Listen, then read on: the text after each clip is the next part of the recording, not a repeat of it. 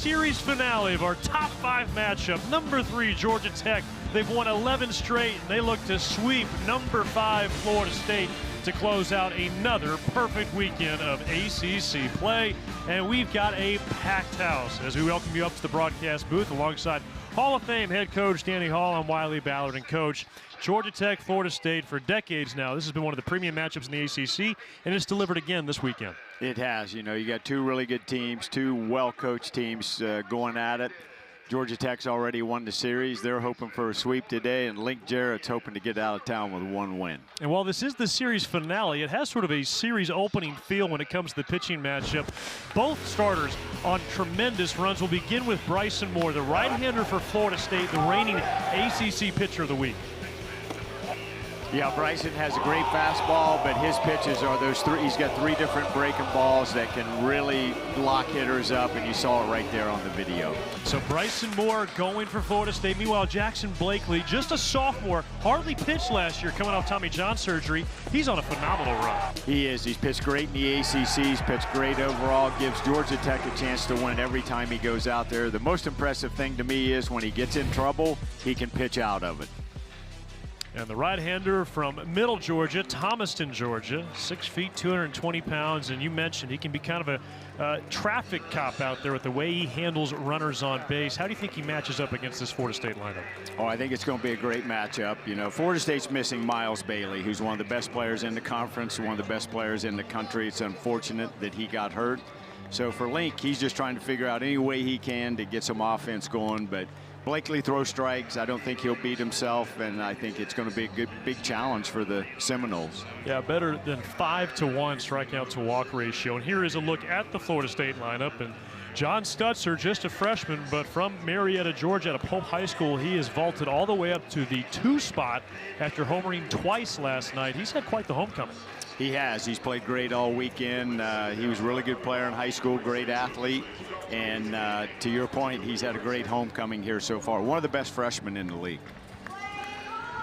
Chase Williams will get us started, the speedy switch hitter who's 4 for 8 so far this week, and he hasn't had trouble getting on base. He's had a good weekend. You know, he's very twitchy, and you know, they started him out kind of down in the order. Now he's at the top the last 2 days, and yeah, he can create a lot of havoc because of his speed. And he's really endeared himself to the Georgia Tech student section as well. Yeah, not so much. Blakely goes to work, and a swing and a miss gets us started at 3:02. Game time temperature 82 degrees. Could not ask for better baseball weather this time of year. It's been a beautiful weekend.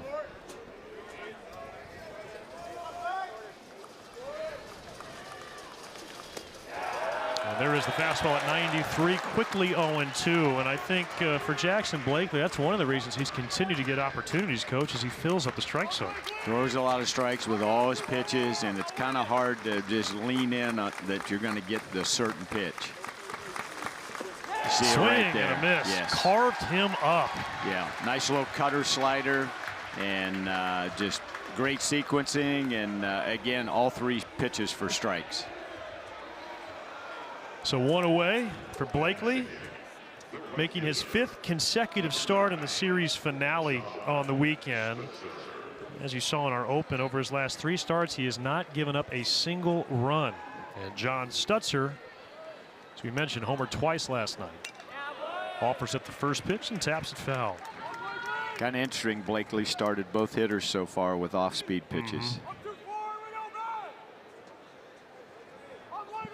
Stutzer out of Pope High School. He was a first-team All-State performer this time last year in Georgia.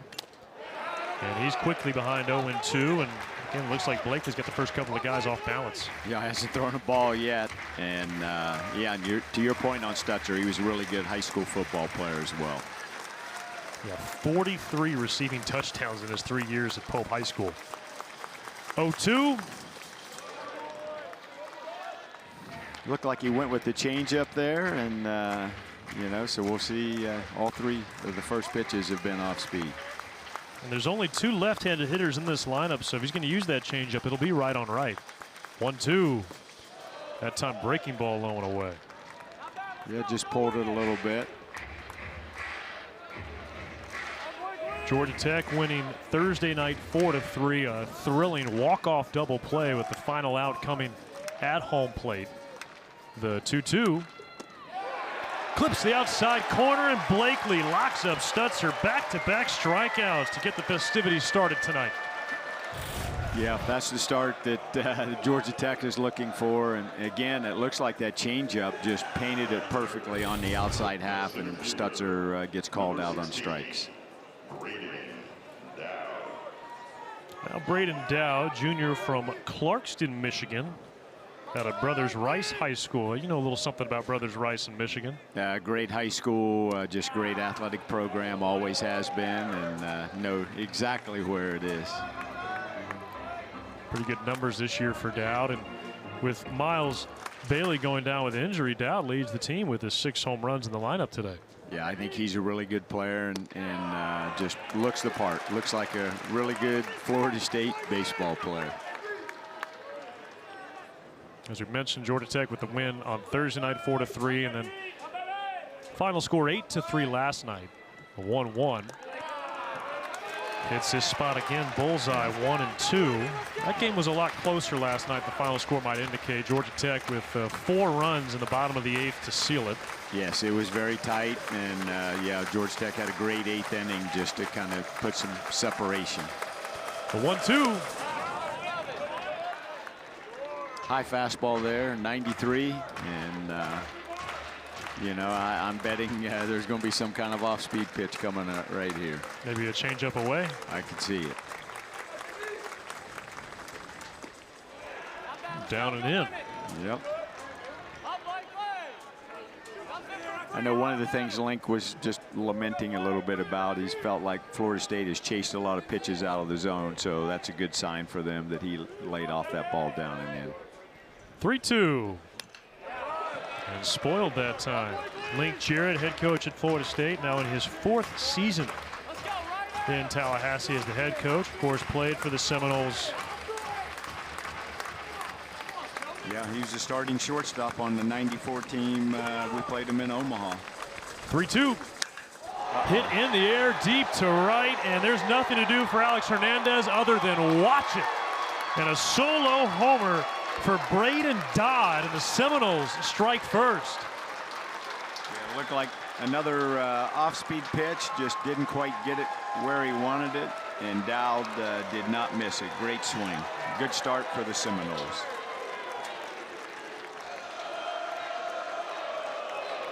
Let's take one more look at what you're talking about here, Coach. Yeah, Cutter went right into his bat, and he was perfectly on time, got the ball in the air, and just great swing by Dowd. When you think about Florida State's offense, Coach, I think one of the concerns they had coming in was they weren't going to have enough power. Well, that's not really been the problem so far in this series. That's now the 5th home run that Florida State has hit this weekend. The problem is nobody's been on base when they've hit them. That's correct. You know, and a hard hit, one opportunity, diving, stopped by Kearse, gets up and throws. And the stretch from Schmidt, I don't think it would have been in time anyway, but Hunter Carnes reaches safely. But Carson Kearse didn't make the play, but he still raised a lot of eyebrows there. Yes, he did. Just tremendous job of, you know, Carson laying out. And much like a ball the other night, he just couldn't quite get it out of his glove to get to throw off. But boy, what an effort by Kearse. Kelvin Paulino Jr.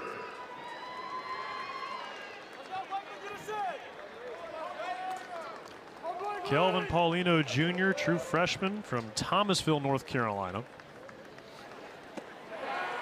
And speaking of chasing, there was one to begin the at-bat, and another first pitch off-speed breaking ball. Yeah, this guy, again, really good-looking freshman. Grew up in North Carolina, but went to IMG Academy, and I think this guy's going to be a really good player for Florida State. Still looking for his first hit of the series. He's 0 for 5, came off the bench yesterday after starting on Thursday night. Braden Dodd with a solo Dowd with a solo home run to get Florida State on the board.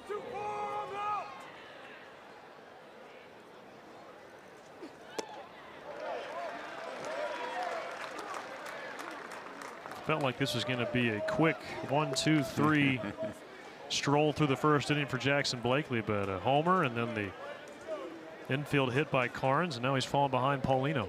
Yes, yes, he just wants to try to get Georgia Tech off the field right here, limit the damage. Nearly hit him. Yeah, I think that was that right-on-right changeup, and yeah, it was very close to hitting him. So you see that as a coach in the dugout, does that make you want to go back to the fastball here or find a pitch you can command?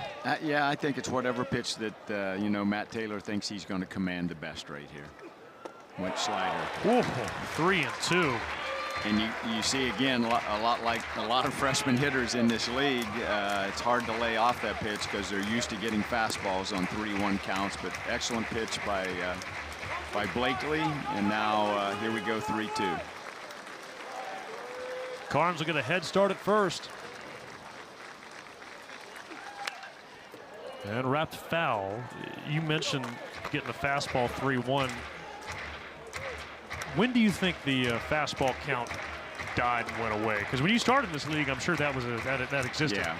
Yeah, you know, you've seen it progress not only at the college level but at the major league level, that now the percentages of fastballs to sliders, curveballs, sweepers, changeups, it's pretty equal all across the board. Line drive, hooked foul. Paulino was all over just a tick early. Again, that's a changeup, kind of up, and he probably got away with one right there because, you know, Paulino was still out in front of it, but he did hit the ball very hard. And how about a mid-at-bat mound visit and a full count here for Matt Taylor? Yeah, Matt doesn't like what he's seeing right here, so he's just going to try to settle him down and, you know, see if we can get him off the field. Third year as the pitching coach at Georgia Tech. Coach, given your proximity to the program and having coached the last 2 years, I'll ask you, what did you like when you hired Matt Taylor? Well, I think that the fact that you know, he had played college baseball, I always liked that, and it's not totally necessary, but I think more that he had coached at Georgia State. He had been a scout for Pittsburgh in our area. Then he transitioned over to the Atlanta Braves as a pitching coordinator. So he just kept, I think, taking jobs that was advancing his career. And I think he's good at a lot of different things. And I think each year we've seen the progression of our pitching staff here at Tech since he's been here. And now after a mound visit, this will be the 8th pitch of the at-bat.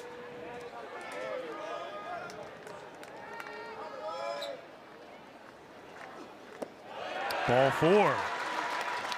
Well, it was Georgia Tech last night, Coach, that scored 8 runs with 2 outs. Florida State trying to take a page out of the Yellow Jacket playbook here and create a little 2-out magic. Yes, and you know, even though it's the first inning, I mean, this you know, it's critical for Florida State here. They're hoping they can cash in, and it's critical for, you know, Georgia Tech to get off the field here with only 1 run. 1 for 7. Eli Putnam steps in, but that won a home run last night. And he offers at the first pitch. First base umpire Reed Bassner confirms it. Again, slider right out of the gate, not a strike, and Florida State chasing a ball out of the zone.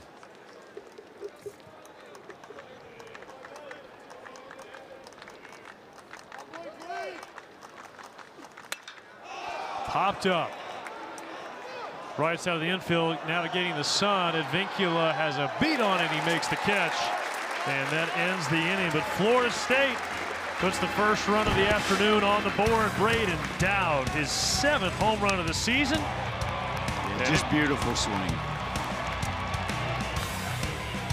Absolute no doubters. Seminoles up 1-0.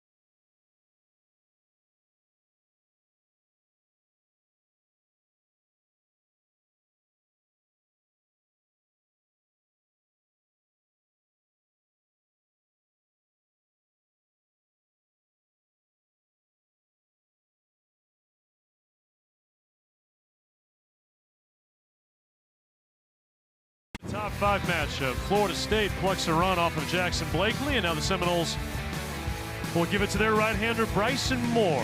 Transfer from the University of Virginia, making his 9th start of the season. And coach, he's coming off his best start of the year, and that sweeper last week in Charlottesville was electric. Yeah, he had a great outing, and you know, Virginia's also a team that can hit a lot, and he just totally dominated them. And I'm looking at him right here, like one of the things that just sticks out to me. He's a big guy, but he's totally on the right-hand side of the rubber, which can make that sweeper on right-hand hitters even more effective. Speaking of right-handed hitters, we can take a look at the Yellow Jacket line. It begins with a couple of righties, a couple of potential first-round draft picks. Drew Burress leading off, and then Vaughn Lackey. And coach, you've been in the stands the last couple of days. There's been a lot of talk about the Georgia Tech catcher who's eligible for the draft this summer. Yeah, he's running hot, not only for the Jackets having a tremendous year, but you know, as all these guys are getting heavily scouted. And I think I've seen more general managers in the ballpark here this weekend than I've ever seen, and that's a great thing for all these players. Drew Burress, no slouch himself, the ACC Freshman of the Year a couple of years ago.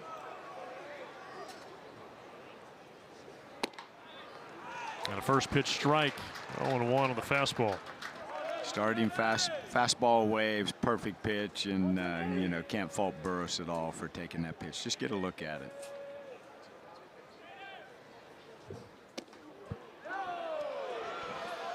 And he immediately goes to that really good breaking ball and just missed a little bit off the plate, but it's got a lot of horizontal action on it.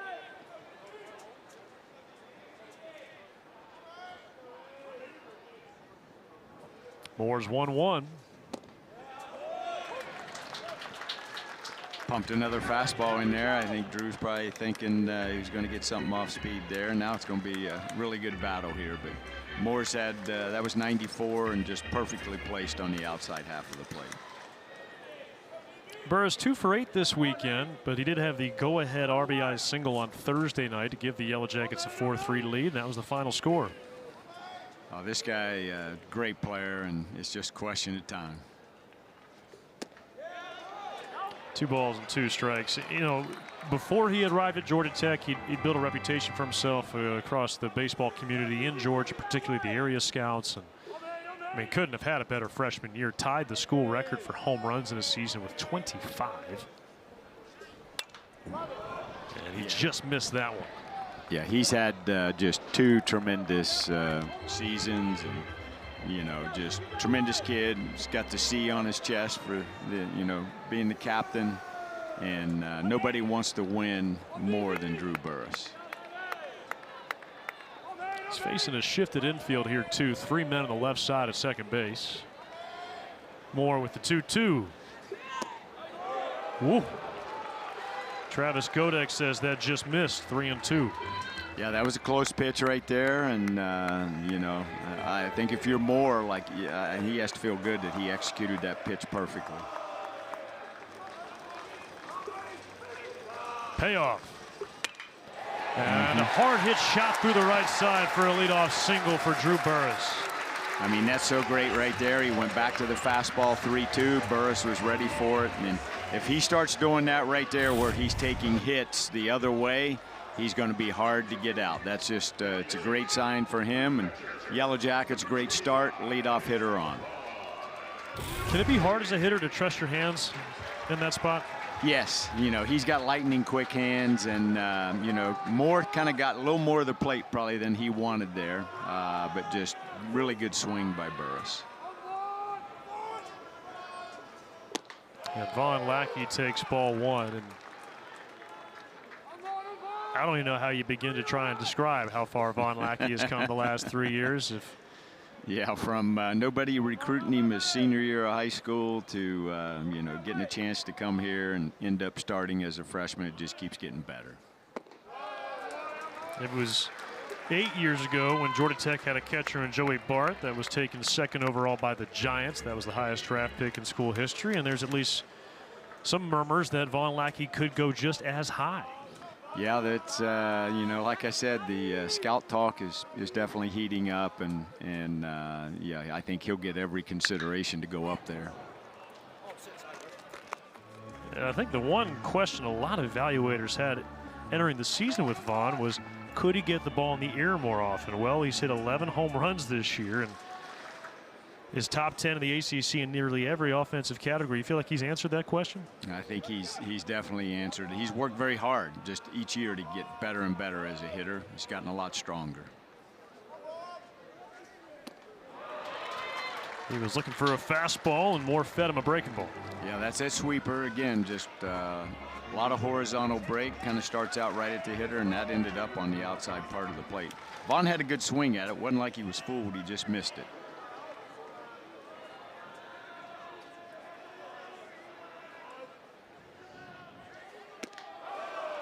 A touch high, 3-2. Yeah, the thing that kind of strikes me here early is that Moore is definitely, confident to use his fastball. Burris takes his lead at first. I'll check on him.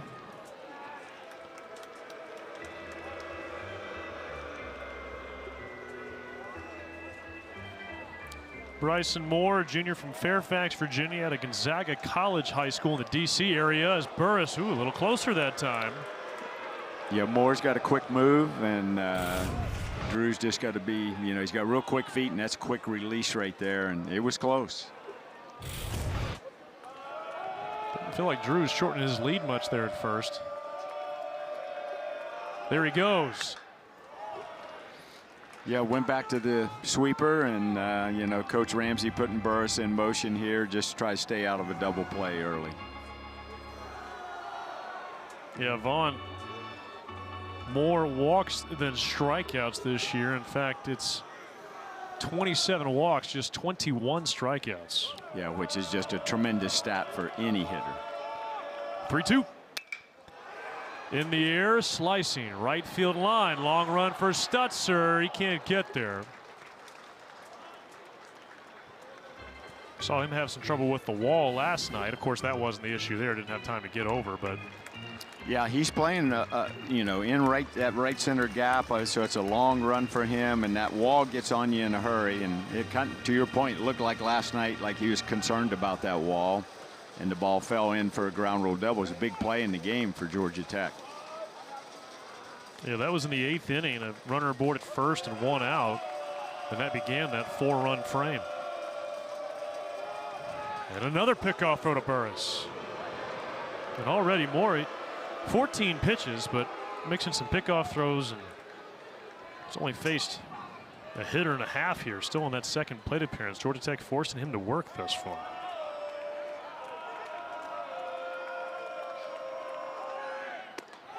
Ball 4, and the Yellow Jackets have the first 2 men aboard here in the bottom of the first. Yeah, went with the slider there. I don't quite think that was the sweeper. I think that was more slider cutter and just missed up in the zone. And to your point, he's had full counts on both guys. Burris gets a hit. Now Lackey draws the walk. And now the leader in the ACC in hits comes to the plate, and Jaron Advincula, who is 5 for 9 this weekend. This guy has just impressed me so much watching him play here this year. I'm thankful that we have him, but man, can he hit. Spent the last 2 years at Cal, where he was first team all Pac-12 as a freshman, second team all ACC last year. And takes a first pitch strike. Kind of looked like he might have started him with the changeup right there, Wiley. And, Jaron got a good look at it. Just didn't feel like he needed to go on it. A .415 average, 3rd in the ACC entering play this weekend. Of course, one of the guys he was behind was Vaughn Lackey, who he has since passed in batting average. Yeah, he's been a tremendous addition, to an already good lineup. Infield looking to turn 2.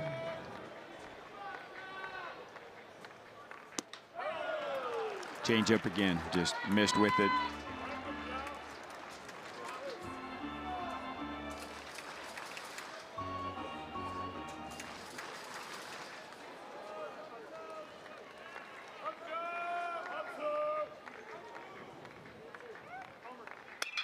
Advíncula ropes one into right. That'll touchdown for a base hit. Burris is heading home. He will score without a throw.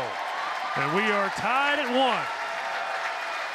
1. Again, went with something off speed there and just got the ball up. And, you know, we already talked about what a great hitter Advíncula is. Here it is right here. And, yes, something up. You know, looked like probably a changeup, just up. And, you know, the Jackets are asserting, you know, their presence here early in the first inning. And with nobody out, it'll be Micah Posey out to make a mound visit to Bryson Moore, who did not give up a run in his last start against Virginia. Now, the previous week, he had surrendered 7 runs in 4 innings against Duke, but that's really been the only blip on his ACC stat line thus far. Transfer from Virginia, where he spent the last couple of years. He's already thrown more than twice the innings he had thrown in any single season as a Cavalier, with closing in on 40 on the season, but nobody out. And what do you think the message is there from Micah Posey? I think just settle down, you know, probably just, you know, he's getting to 2 strikes. He's just got to figure out how he can finish guys and get them out. And he's 1 pitch away, gets a ground ball here, gets a double play, and then, you know, can turn the tide, get the momentum back on their side. And Alex Hernandez, who had his best game in a couple of weeks last night, going 2 for 4 with a couple of RBI. And he takes ball 1. Yeah, it looks to me like just out of the stretch that he's not as comfortable as he is out of the windup.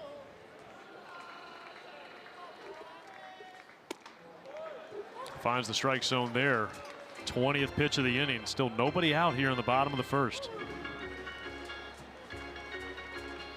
Yeah, even though we said it earlier, it's first inning. These are critical moments in a game because you don't want to get your team behind after you start the first inning with a home run.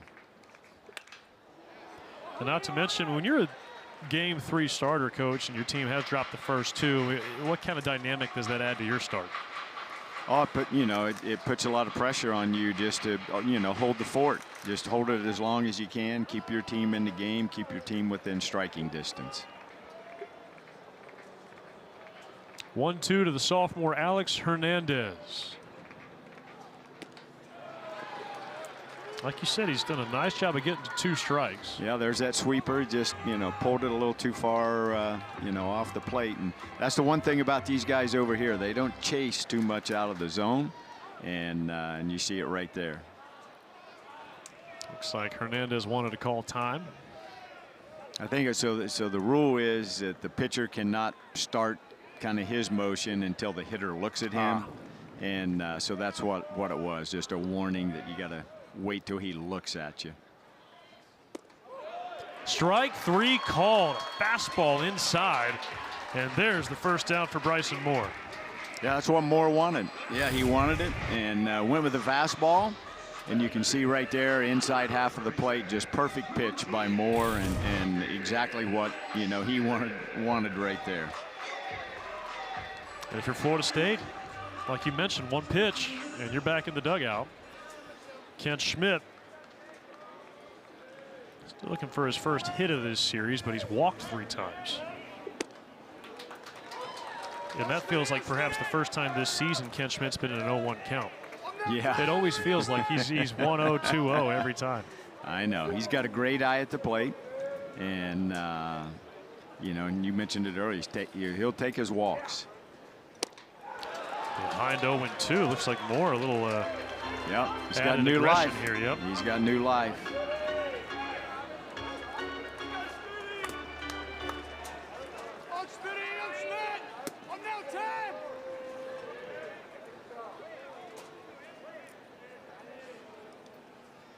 Got him. Changeup, I think. Something off speed, kind of going down. And again, great response by Moore right here. Looked like Georgia Tech had a chance to have a big inning and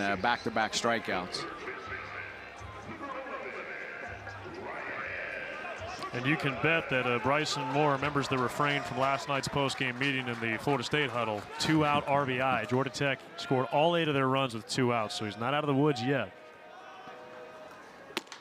And that's a tough thing, you know, if you're an opposing team with this Tech lineup, there's no break in it. You got a guy right here that I think is leading the team in home runs and has had some big hits in this series already, so he's still not out of it.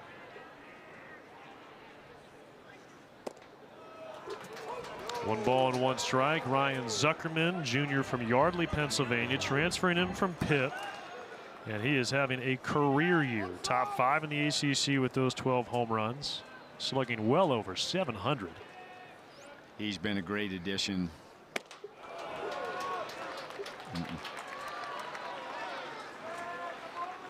So back-to-back, fastball away, and then he tried to go in and up right there with a fastball.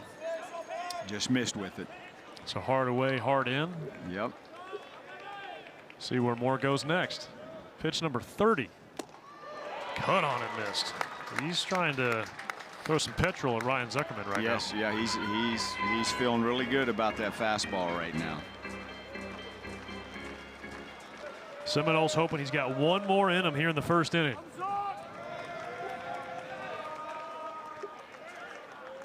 Two. 3 balls and 2 strikes. And he hung that off-speed pitch, but hung it high enough where he got away with it. Yeah. Now we'll see what he goes. Runners are going to be moving here, and we'll see what he goes with to you know, try to get his team back in the dugout.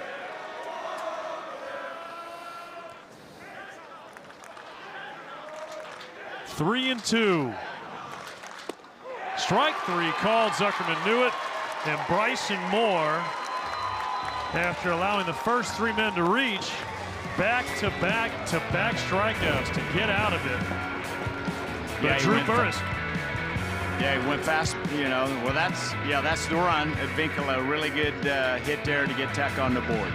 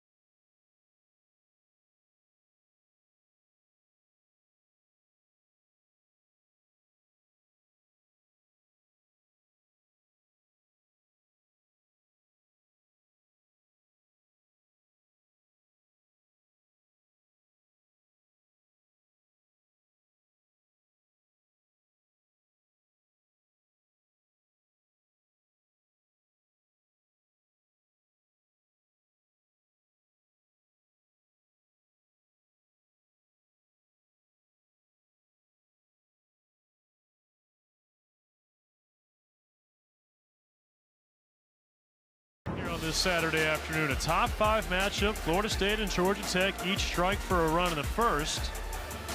It'll be Cal Fisher leading off for the Seminoles, the only Florida State player to start every game this year. And coach, that's part of the story for the Seminoles. They have been hammered by injuries. We talked about Miles Bailey, but it goes beyond just losing their top hitter for the season. Yeah, the injury bug has struck them, and yeah, Fisher trying to, you know, get him started again, trying to drag bunt. So, you know, you can see kind of how Florida State's going to try to play it here. They're going to try to get a run any way they can each and every inning. And you were speaking with head coach Link Jarrett before the game, and look, I mean, anytime you're trying to fend off a sweep, things are going to seem a little dire. But you look at the schedule the Seminoles have remaining in ACC play, and you look at the pitching kind of think this group's going to end up where they want to be when all is said and done. Oh, yeah, I think they're going to be right in the mix. And I told Link that. I go, with your pitching, you're going to be in every game the rest of the year as long as all those guys stay healthy. 0-2 here on Fisher. You consider who Florida State has played already in their ACC schedule, going on the road against Virginia, facing Wake Forest, NC State. I mean, those are teams that have been in the top 25 throughout the year. No doubt. You know, they've kind of gone through the gauntlet early, and each and every weekend is it's a dogfight, so there's no easy ones out there. But, you know, they have the one ingredient that will keep them in a lot of games, and that's their pitching.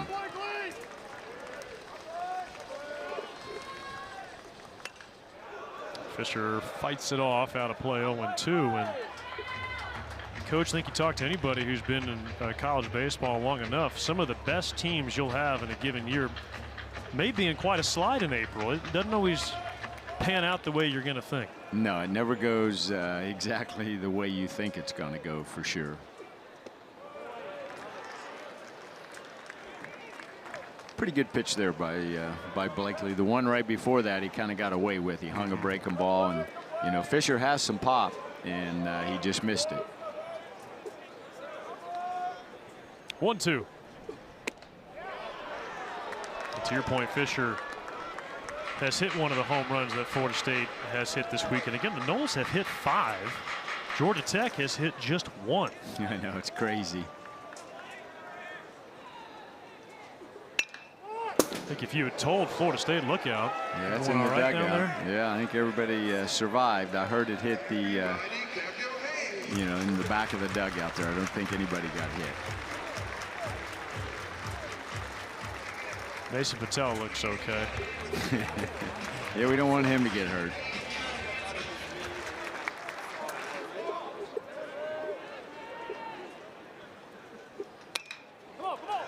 Bounced out to third. Zuckerman charging his throw in time. And Coach, he has made just about every play he's been asked to this weekend. He is showing off his defensive skill. I told him that before the game. He's flashing that leather, and the diving play he made last night after a home run, you know, just totally changed the momentum in that inning. And man, he has been impressive defensively. Now Will Bavaro, Ryan Zuckerman's counterpart, freshman and third baseman from Lake Worth, Florida. Came in as a defensive replacement on Thursday and then 0 for 3 yesterday. Yes, and so I think he's the third freshman they have in the lineup here today. And much like us last year, like we played a lot of those freshmen, and so you just hope that as the season goes, these guys keep getting better and more comfortable to the caliber of play in the ACC.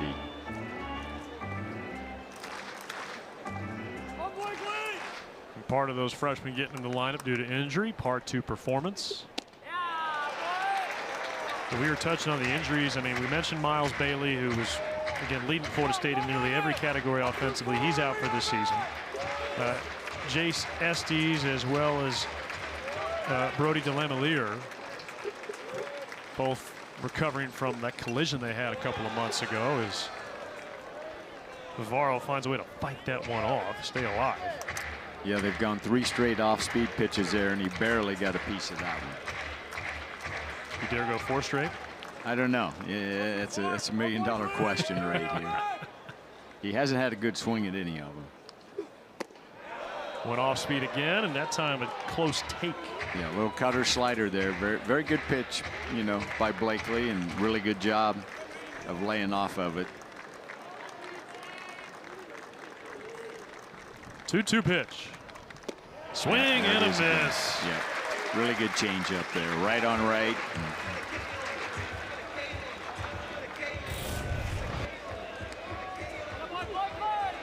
Yeah, you see it right there. Just perfect pitch by Blakely, right on the outside corner. Took some speed off of it. Really good changeup. Carter McCulley. And now Carter McCulley, a senior, transfer from Pensacola State Junior College, now in his second year in Tallahassee. This guy has impressed me defensively. You know, he's a big guy. He's like 6'5", but boy, he has made some really good plays this weekend for Florida State.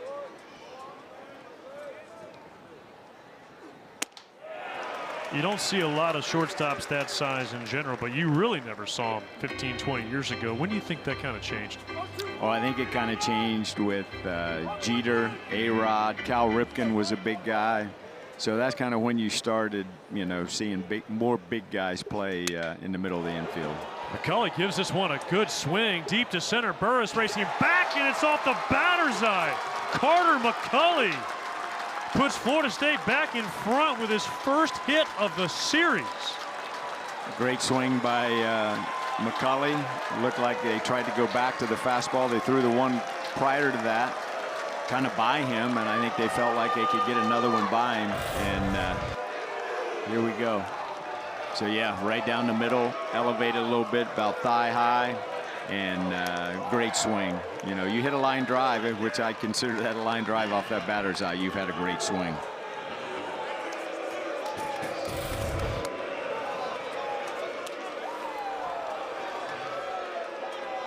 That's now 6 homers on the weekend for Florida State, 5 solo shots. Yeah, and everybody thought they didn't have any power coming in here, but they've they've had a different idea about it.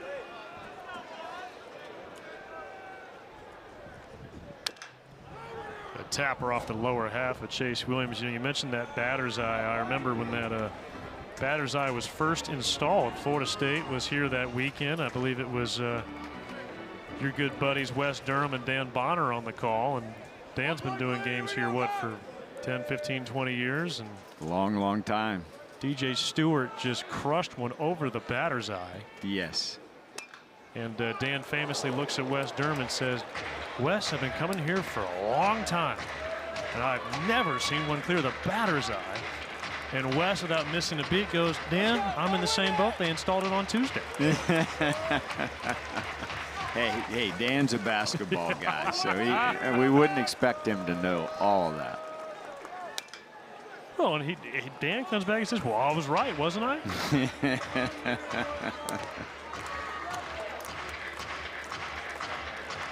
Wes Durham doesn't miss much, though. No, he doesn't.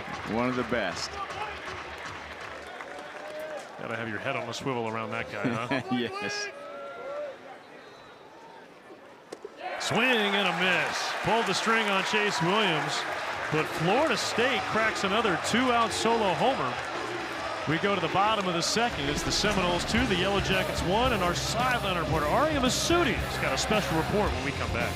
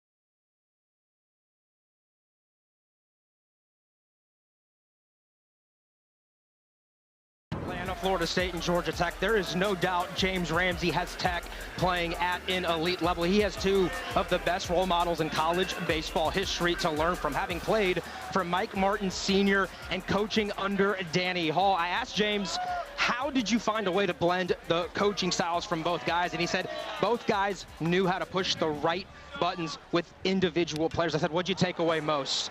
And you know what James said? He said the passion that they have for the game, the way they treated people, and the way that they push the game forward. Danny, great to have you in the booth today. When did you know James had the ability to coach at this level? Well, I just admired him as a player, one of the best players in the league when he played at Florida State. But I have the most respect ever for Mike Martin. So anybody that would have played for Mike Martin, they had a leg up on all the competition. But when I found out he wanted to get into coaching, I just felt like, hey, this is a guy that would be a perfect fit here at Georgia Tech. Grew up in Atlanta, had all his family's here, and so he just did a tremendous job for me as an assistant, and he's doing a great job as a head coach.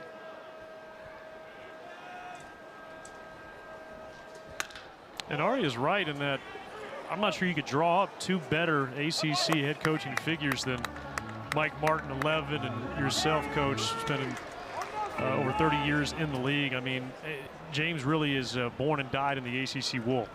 He is, like I said, played for a legend, one of the best college baseball coaches ever. Stutzer going to have room. He's not. Carson Kearse ties it up with an opposite field big fly.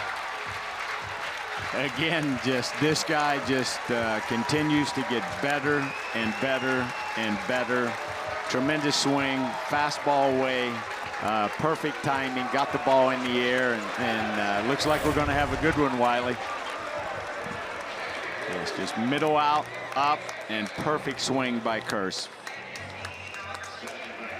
And Coach, I got to be honest. Those are the types of balls I'm more used to seeing going out at Russ Chandler Stadium. The first couple of nights here, it felt like the ball wasn't quite traveling the way you expected. And yeah, it's always going to go better in the day. Flag's moving a little bit towards center field, but particularly, to right field, it's always going to jump out of here a little better that way. And we've already seen two go out today.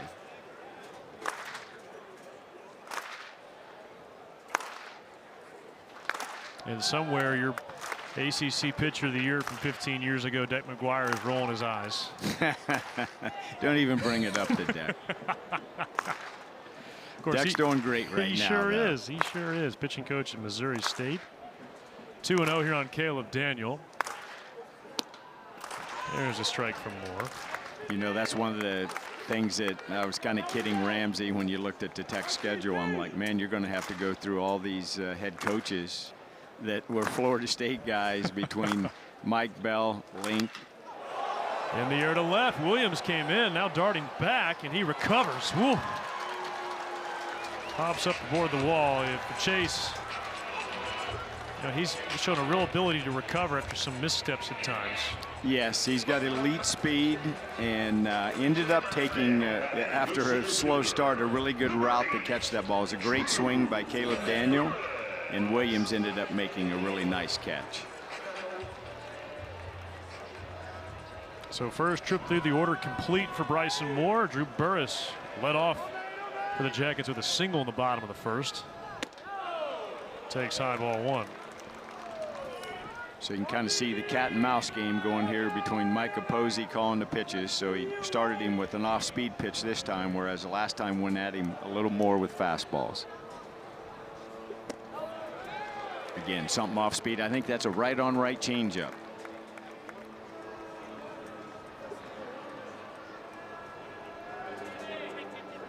Mike Posey, pitching coach for the Seminoles in his third year.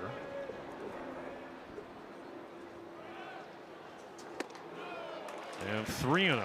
Yep, that's a sweeper, and just I don't think he's quite got the feel for that sweeper yet. He's leaving some of them up. And based upon what we heard last Saturday, that was the reason he was able to dominate UVA in Charlottesville, was because that sweeper was on point. And that's exactly what Link said, is that, yes, it was the best sweeper he had all year, just, not only on getting outs or strikeouts, but metrically, it was the best. And again, not what you want to see if you're Florida State. Those two-out walks can haunt you. And but I think they just kind of chose to pitch Burris real careful there. And Vaughn Lackey, he coaxed a walk in the first inning. It was an 8-pitch at bat.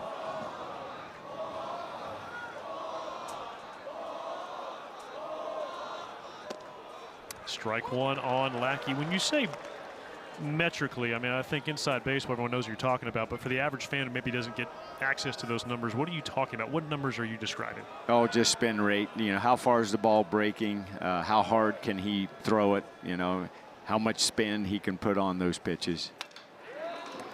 So vertical, horizontal movement, as you said, spin rate, the velocity, those are the types of characteristics that statistically or metrically help you evaluate a pitch. No question, you know, and you know, you never want to hang a breaking ball, and he has left some of them up. 0-2, fastball away.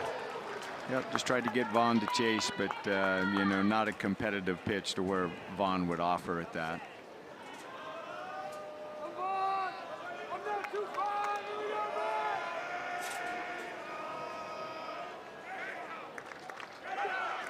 There goes Burris. The throw down is way late.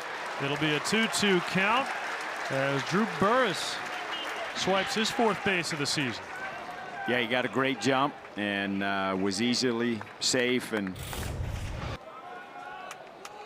again, you know, we got 2 outs. Vaughn's got 2 strikes on him. If he gets thrown out, Vaughn's leading the inning off, but now he's in scoring position, and Vaughn can get a hit and put him ahead. And from 0-2 to 3-2. Yeah, the ball's just not coming out of his hand the right way, and you can tell he's getting frustrated with not being able to land that pitch. So if you're Vaughn Lackey, I mean, you're writing off that sweeper and I'm probably not fastball. looking for that. It's either going to be a fastball or a changeup in my mind. 50th pitch of the afternoon is fouled off. Fastball in. Went right at him, and that's kind of been his go-to here. You know, he struck out 3 guys in a row after getting in trouble in the 1st inning, and you can see he tried to go in right there with Vaughn. Moore, a junior, transfer from Virginia. Already 50 pitches. And Lackey spoils another. I mean, just for context, Coach, last week against Virginia, he went 7 scoreless and threw 85 pitches total. Yeah, he's going to have to really, you know, have some quick innings here to get to that inning number. Went with the changeup there. Vaughn right on it, fouled it straight back.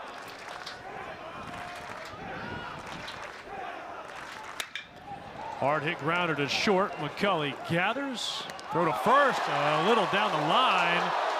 They say Putnam held the bag, which is the end of the inning. Josh Schulman barking he wants Georgia Tech to challenge, and they will. Yeah, he made a great pitch. Putnam did a really good job of coming and getting the ball. But for whatever reason, you know, he didn't really put a lot on the throw. And in my opinion, I think he pulled him off the bag. Let's take a look at what we see.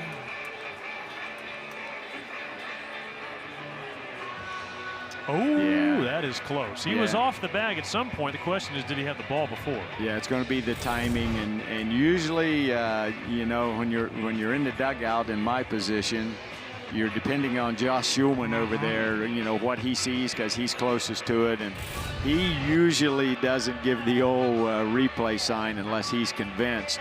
Yeah, I think it'll be interesting.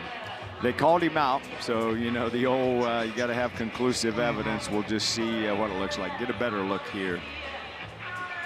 And yeah, that'll be interesting. That'll be close. And like you said, call on the field was out. So the standard of an overturn considerably higher. Yeah, I don't think we're going to be able to see it here.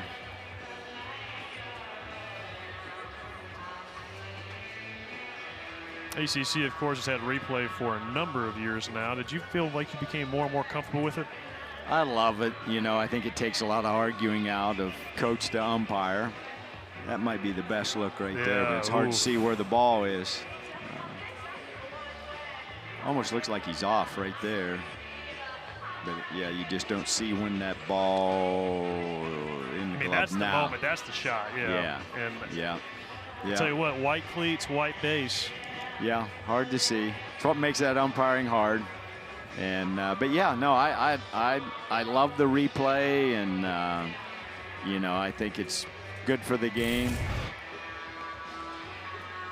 I know the cardiologists in the Atlanta area are grateful for it as well. You said eliminating the arguing. All right, here comes the call. They've overturned it. Safe. Wow. So still 2 outs.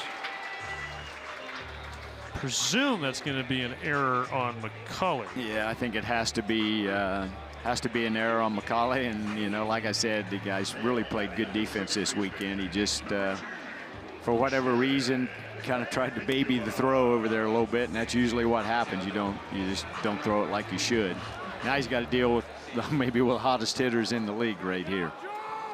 Leads the ACC in hits with 60. And Advincula takes ball 1. It squeaks away. Off goes Lackey to second. Carnes pounces on it to keep Burris at third. Great base running right there by Vaughn. Didn't hesitate at all when he saw the ball hit the dirt. He was anticipating and just took off immediately. Dirt ball Reed.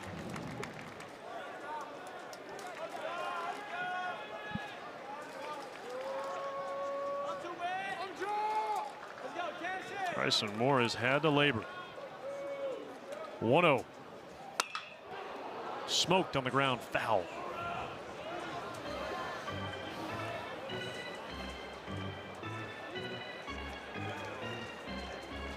How much you think of Jaron Advincula's hit tool is God-given? Well, he has great hand-eye coordination, so for wherever that came from, and his dad was a baseball player, he's a baseball coach, his brother's playing in the minor leagues right now, so. And he lifts the ball into center. Looks like Dowd's got it measured, and he secures it for the final out of the second inning. But Carson Curse, coach, he continues his spectacular year. Yes, again, just having a great year. Fastball up and away, tremendous swing. We got a ball game.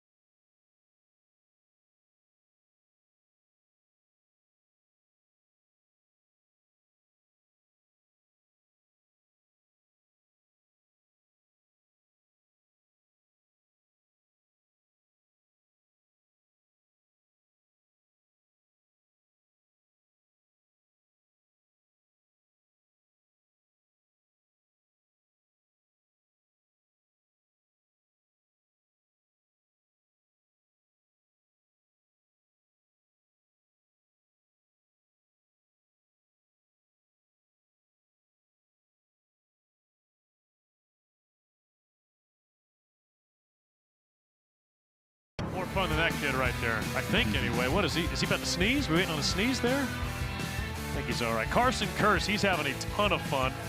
Homers to tie the game there in the bottom of the second. His old high school teammate, John Stutzer's getting a chance to step in. It's been a banner weekend for the Pope Greyhounds, huh? Pope Greyhounds have had a great weekend, and I know for a fact that Carson was like one of Stutzer's mentors when Stutzer first started high school. And he grounds right towards Curse. Bouncing throw, stretch from Schmidt, and the mentor throws out the protege. He should know better. Don't hit the ball to your former high school Pope Greyhound. Curse tested him a couple of times last night with some balls to right field that Stutzer couldn't quite get to. Yes, no, he's going to be a great player. We were disappointed. We tried to recruit him hard and ended up losing him, and you know, disappointed we didn't get him, but he's doing just fine at Florida State. Getting a chance to bat second in the lineup as a freshman. Here's Braden Dowd. He homered in the top of the first inning to give the lead to Florida State. We got the great one in the booth with us right now, We Mr. do. Brent Key. And just as you say that, he leaps out of the camera shot off to the right. He's already got his work in for the morning. He had a big True. scrimmage today. Got another big one next Saturday. We might have him slip and do a little play-by-play. He can probably do it now. He didn't miss too many baseball games when he was a student athlete here. And the baseball team didn't miss many football games that he played in either. I know you guys were talking about it last night when you hopped on the air for an interview, but sort of the trying to find the right word here, but simultaneous rise of Georgia Tech football and Georgia Tech baseball these last couple of years. Not only has it been fun to watch as an alum or a fan, but the students in particular have embraced sort of the fall and spring rhythm of football and baseball here on the flats. No question, and I've said it all along, like, when football's going strong, it makes every other sport here good. And, Brent, yeah, I'm even bragging on him. He's just sitting here, being humble about it. But I gave him credit last night for what you're seeing from this student section. That started with football. Shoots one to left, long run. Daniel's not going to get there. It's going to be a one-out knock for Braden Dowd. Now, my next question, Coach, is have you given Coach Key any tips on how to run the offense next year? Not at all. He has all that in hand. He doesn't need, even though I was a high school quarterback, but he doesn't need anything from me on football. He liked that one. Coach Brent Key, Georgia Tech alum. He and old Mark Teixeira are pretty close, right? Yeah, I think best friends, and very close to this day, and all started when they were student athletes here at Tech.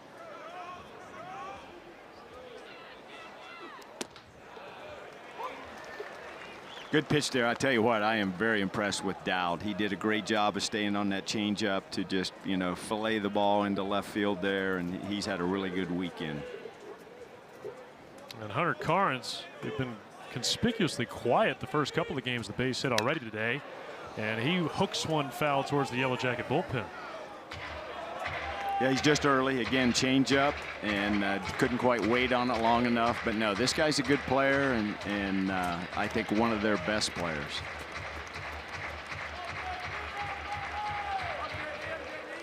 And he's going to have to shoulder an even larger load with the loss of Miles Bailey as well. No question. And he's down on strikes. The freshman unravels Hunter Carnes. Great pitch right there. Looked like a changeup again, down in the zone and just way out in front. Again, changeup, chase the ball out of the zone. I keep saying freshman. He's a sophomore. He only got about 4 2/3 innings last year, but Jackson Blakely out of Thomaston, Georgia, Upson Lee High School. You know much about Upson Lee High School, Coach? Just a little bit about it. And, Colin, my son, played with Caleb Puckett, who ended up playing at Georgia State. He was an Upson Lee guy. No kidding. Right down, I-75 heading towards Macon. Yeah, about 80 miles south of campus here. I got this one for you. Frank Gordy, Upson Lee alumni. He is the founder of, I don't know, come on. the Varsity. Oh, there you go. Iconic. Yes. 1 ball and 1 strike. One of the most famous landmarks in the city of Atlanta. Now, were you a pregame chili dog guy or a postgame chili dog guy? I don't know. Now, if you're talking about Skyline chili, I'd eat that in about any day. But. Noted. 1 ball and 2 strikes. Neither starter has thrown up a 0 yet today. Jackson Blakely 1 strike away. Kelvin Paulino. Yeah, Paulino again struggling with the off speed, so we'll see what he goes with here. He just needs to put him away if he can. Ooh, just foul, trying to paint the line. Hung a breaking ball, left it right in the middle of the plate where you never want to leave a breaking ball, and Paulino was all over it, just missed a double right there. feel like there might have been a couple of those for Florida State. And look, most pitchers over the course of a given start are going to hang a couple. The question is, can you take advantage? And it feels like part of Florida State right now is they're not capitalizing on those mistakes. Exactly. Game of inches, as they say. That one laced fair left field. One hop off the top of the wall. Dowd will stop at third. And that time, Paulino able to keep it inside the chalk. Yeah, again, changeup up in his eyes. Paulino, great swing, double down the left field line. Here it is again. Maybe it was a little slider cutter, just again, right in the middle of the plate, up. Paulino did a great job with it and extends the inning here for Florida State. Number 26. He hit it so hard that Braden Dowd didn't have a chance to try and get a head start and score from first. So now a critical at bat. Eli Putnam coming up, first baseman who popped out in his first trip.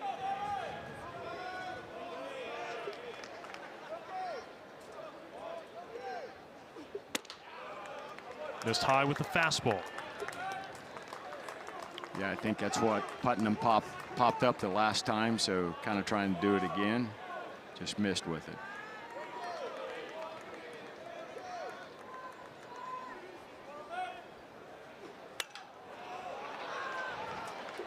That pitch was up, but had a wrinkle in it. Putnam fouls it off.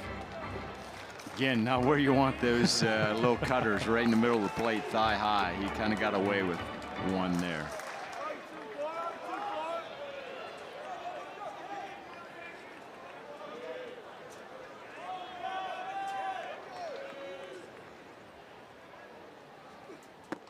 And he went around, got him to chase. And that's right where you want it. And again, chased out of the zone, but really, really good pitch by Blakely. Try and fire that one again. I got a feeling it's coming again. Just got to get it down. If he gets it up, this guy can do some damage. 1-2.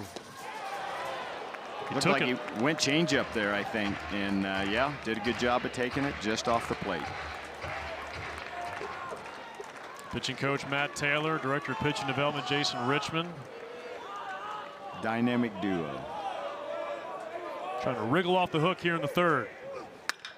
And a hard hit grounder, backhand chance by Schmidt. He'll win the race to the bag. And Jackson Blakely strands a couple of Seminoles in scoring position. And for the first time this afternoon, there's a 0 on the board. Yeah, really good play by Schmidt right there.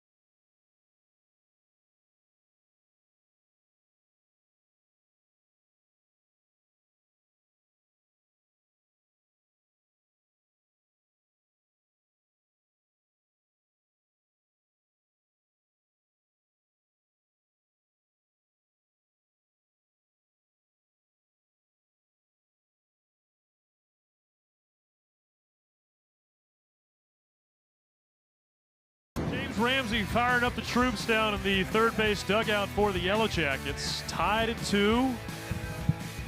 And that does not look like a dugout that is satisfied with just winning the first 2 games of this series. They're looking for a sweep, and feels like a little bit of intensity maybe. No, he's trying to get their attention right here, and probably started in that first inning when they have 3 straight Ks after it looked like they had a chance to put a big inning together. So he's trying to get their attention to just have better at-bats up and down the lineup.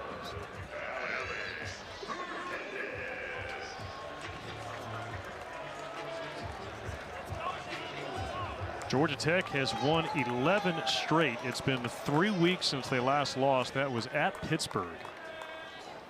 And that was a game in which they gave up 13 runs in the first 4 innings, which obviously is going to be a tough one to come back and win, but that has been part of the story since. They've gotten much better starts. They're getting another good one today from Blakely. Yeah, and again, just Blakely, he just has that knack for kind of, you know, he might give up a run, he might give up a home run, but he's not giving up crooked numbers in innings. Meanwhile, Bryson Moore, he's pitched out of some traffic too now. He's stranded 4 men across his first 2 innings. 1 and 2 on Alex Hernandez. Doing a really good job, and you know, we'll see what he goes with here. He's thrown a couple breaking balls, but you know, we'll see what they'd go with 2 strikes. Fastball, yep. Tried to go away there, and Alex did a good job just spoiling a pretty good pitch, so he lives for another day. And I'm sure that's what Ramsey wants. He just wants them to grind this guy. His pitch count is up, so the quicker they can get him out of the game, they probably feel a little more confident of getting more runs off that bullpen. Pitch number 60 on the afternoon. And Hernandez sends a hot shot out to short. McCulley, that throw on the money. 1 away here in the bottom of the 3rd. Yeah, made a really good pitch. Slider down and away. Alex, you know, hit it to McCulley, and McCulley threw the ball that time. He didn't baby that throw over there. I'm sure he wasn't happy with the last one, and just good play. And got an out to start the inning. Yeah, it's been a consistent theme for Florida State pitching, though. As I understand, obviously Georgia Tech had some 2-out success yesterday, but I think on the whole, Seminoles have done a pretty good job of stranding some runners on base and finding a way to make some pitches. So you talked about that with Blakely. We've seen that a lot from Florida State's pitching staff in this series. No question. You know, the first 2 left-handers, you know, I think are just, you know, they're 2 of the best starting pitchers in the league. They're left-handed. They got great changeups. They got pitch ability. And then this guy's giving them, you know, a lot of hope here on Sundays as well. Georgia Tech will see North Carolina next weekend. Of course, the Heels can always pitch it, but just the caliber of starting pitcher we've seen from both sides in this series it's felt, if not Omaha caliber, at least super regional caliber, as Kent Schmidt chases that one there at 1 and 2, and that tends to be the separator, you know, throughout the year in college baseball, particularly though in those big games. No question, you know, and I think the positive thing for Georgia Tech, you could go back to the NC State series. You could look at this series right here. They're beating pitchers that they're going to have to beat in the postseason. Sometimes you can see some of that fool's gold. You know, you're putting up big numbers, and you know, 15 runs on a Sunday against a starter you're not going to see in the postseason. But to your point with Marone and then Jacob Duden, who, by the way, reportedly undergoing Tommy John surgery. That's a tough loss for NC State. That came out a couple of days ago. I saw that. It's a major loss for Elliott Avent and his squad. Backdoor, perfect spot. Ken Schmidt, nothing he could do. Sweeper looking yeah, it was a really better. good pitch. See, and that's that sweeper that has a lot of horizontal break. Schmidt gave up on it. You can just see it keeps coming, and just perfect pitch by Moore right there.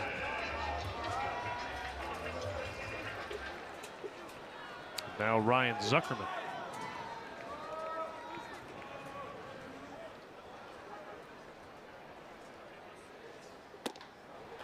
And obviously with Zuckerman, it's easy to point out the 12 home runs, the slugging percentage over 700, but coach, he has nearly doubled his walk rate from a year ago. What does that tell you? Tells me just how good James Ramsey is at just kind of teaching approach. Teaching what pitches to swing at, not swing at. A lot of that happens in that lab over there prior to ever coming out on the field. So I think that's probably been the biggest difference, is that he's just communicated really good, and give Zuckerman the credit for working on it and getting better. That time he's down on strikes, though. Looks like Bryson Moore may be locking in for the Seminoles. That's his 5th strikeout of the afternoon. And we are tied after 3. Yeah, Moore's pitching good right now.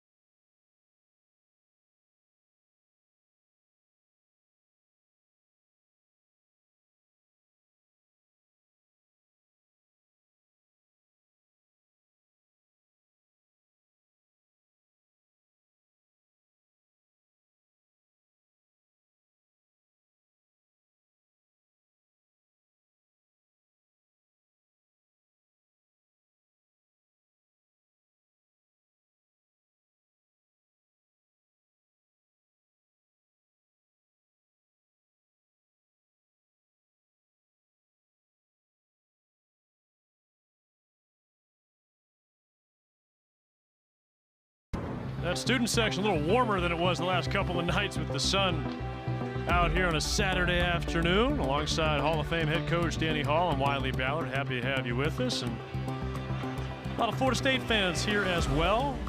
And we kind of began the show talking about this, Coach, but you think about ACC baseball over the last 30 years. I mean, not the only two programs you think of, but certainly in that top tier.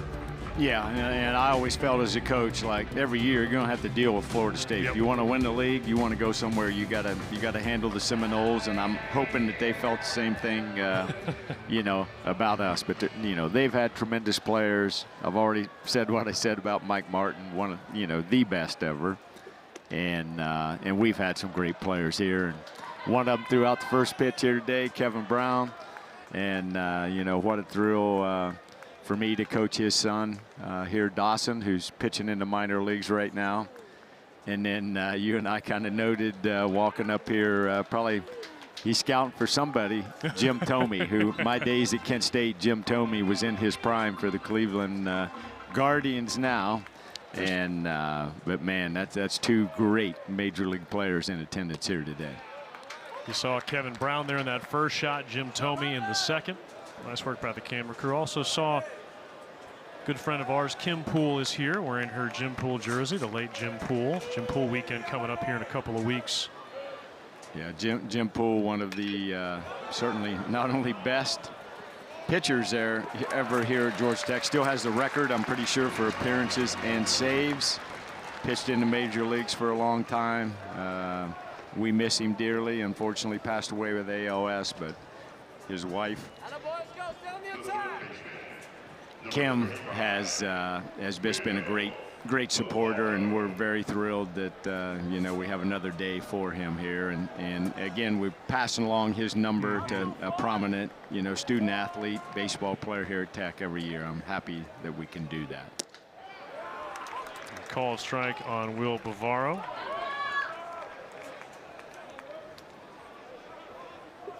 One of the joys of this weekend, and no different than down at Dick Howser Stadium. It feels like every weekend series becomes a bit of a reunion for the program, and part of what makes college baseball so special here in the spring, especially in the ACC. No doubt. No doubt. You know, and again, just so great to see all the fans come out here and support this team, and love to see it. And they're seeing great baseball, Wiley. I mean, you know, that's kind of how I say it. Like, you come and watch an ACC game here on the flats, and not only does Georgia Tech have guys that are going to be, you know, future major league players, but so does Florida State. There is Kevin Brown, and Kim there in the gold hat. That's awesome. Yep. That group right there started the whole putting Georgia Tech on the map. They won 2 straight back-to-back ACC championships, and then the next 2 years, so they won 4 in a row, and that put Tech on the map. I think all 4 of those were at Russ Chandler Stadium, at least the first one. I think the first one for sure. Great inning right there by Blaylock.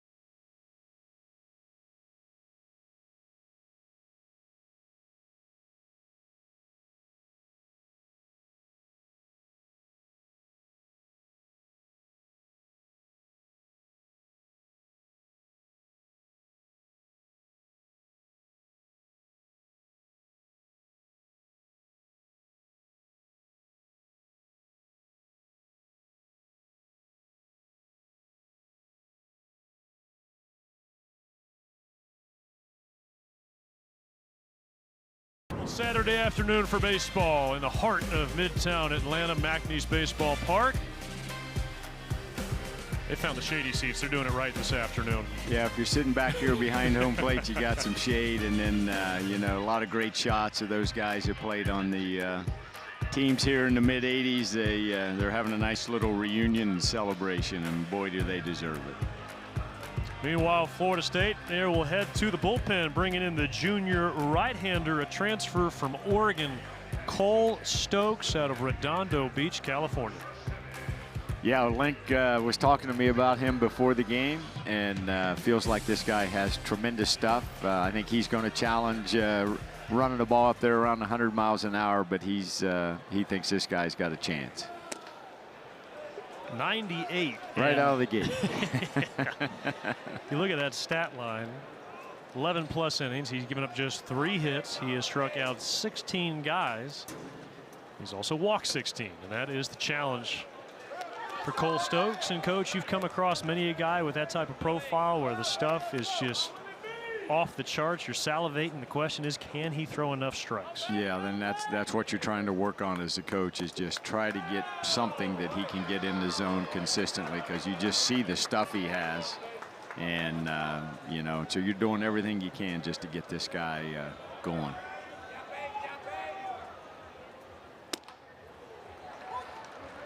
Does it come down to, I mean, is it as simple as just repeating the delivery? Probably repeating the delivery, and then, you know, I always feel a lot of it is, you know, in a guy's mind, and you know, the mind is as important as a guy's delivery. And you can see, like, Baker's a little sped up right now. He was trying to catch up to that velocity, and you know, probably for me, I'd like to see him get a little better pitch there, with knowing that this guy will walk some guys, but he swung at it. There we go. Got a much better pitch there. So, what's the dialogue in the head right now for a guy like Will Baker facing this stuff? You kind of got to start your swing a little earlier, but yeah, just kind of have an idea of where you're trying to look for the baseball. Doing a little slider there, which you wouldn't have thought. Guy throwing close to 100 miles an hour, and Baker did a great job of fouling it off. And this guy's a great competitor in the box. Like, he has good at bats. He's very competitive. And again, another one of these guys that from freshman year to this year, it's night and day. All the way from Australia. And a little squibber out towards the first baseman Putnam. It's got to be Stokes at the bag. They execute the play.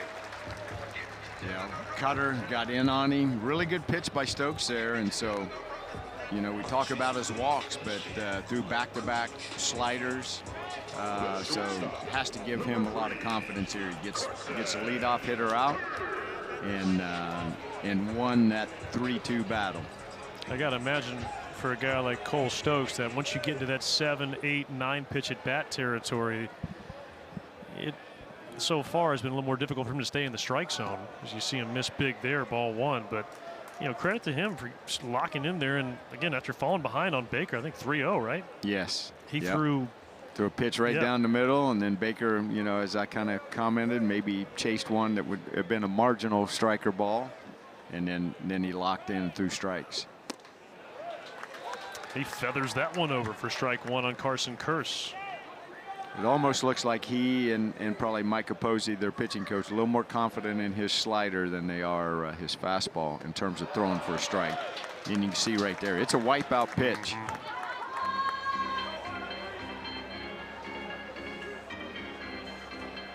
I feel like there's some parallels with Porter Bursama, right? A starter for Georgia Tech last night. Over the course of his career, the slider's been a better command pitch for him than the fastball. Very similar. And you can see right Kearse there, is chewed up. Yeah, went back to it, and you know, you have to respect the velo, but man, that's just a perfect pitch. Again, not a lot of down action on that slider, but boy, side to side, and it's firm. So yeah, this guy's off to a great start.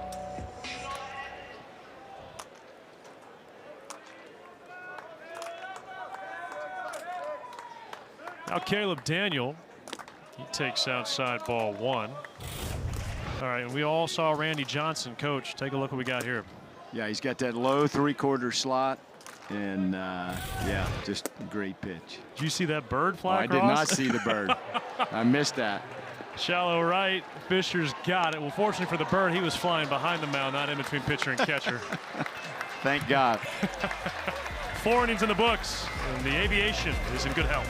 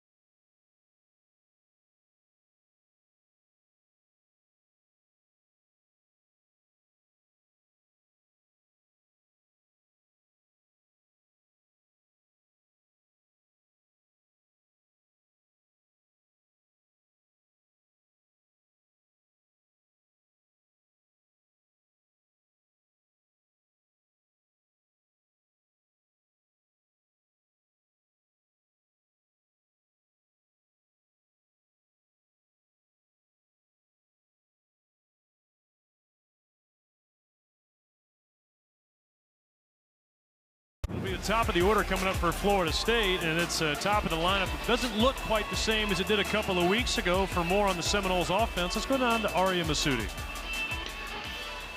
Wiley, no doubt a tough loss for Florida State when they lost Miles Bailey, one of the best hitters in the country.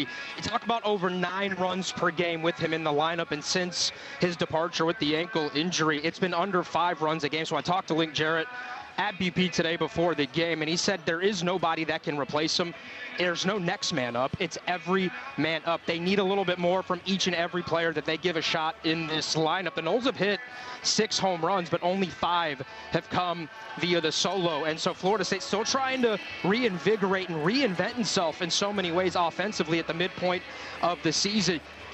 Danny, have you had a situation like that in your career when you lost maybe the predominant hitter in your lineup, and how does that affect the rest of the order? Well, you know, you wouldn't think one guy's going to change it, but Miles Bailey changed it. Mine is Mark Teixeira going into his junior year, coming off being the National Dick Hauser Award winner. Broke his ankle, I don't know, probably 8-10 games into the season, so kind of lost him for most of the year. He tried to come back later, but just wasn't quite ready. So that's my comparison, and that's pretty select company for Miles Bailey.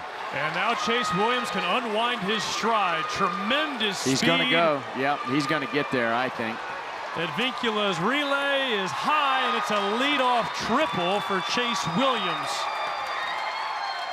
And the whole Florida State offense feels different when he's able to get aboard. Yeah, he's an electric player, and definitely looked like something off speed, little cutter slider, middle end. Joy zone for a left-hand hitter, and once that ball got in the corner, there was no stopping him from heading for 3. So leadoff triple. I'm kind of shocked to read that that's his first triple of the year, knowing his speed. Crazy. It is a short right field porch down in Florida State, so hard to get triples there, but man, he has the speed to do it.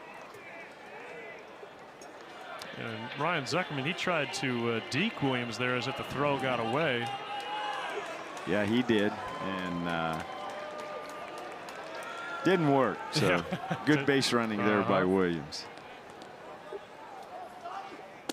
And John Stutzer is late on the fastball 0-1. So for Florida State, this couldn't have set up better. You've got your fastest guy leading off with the triple, and then John Stutzer's. Maybe he and Braden Dowd, who's on deck, have been the 2 most reliable hitters this weekend. They have. They both had really good weekends, and really good stop there by Lackey. I'm not sure if that was a changeup. Might have been a little slider, just totally in the other batter's box. Great job of just getting the glove on it, stopping it. If you're Florida State right here, you just want to get this run in as quick as you can. Certainly love for Stutzer to get a hit, but all he has to do here is just hit a ground ball in the middle of the field, and he's got to run. Yeah, the corners are pinched in for Georgia Tech. Middle infield playing back.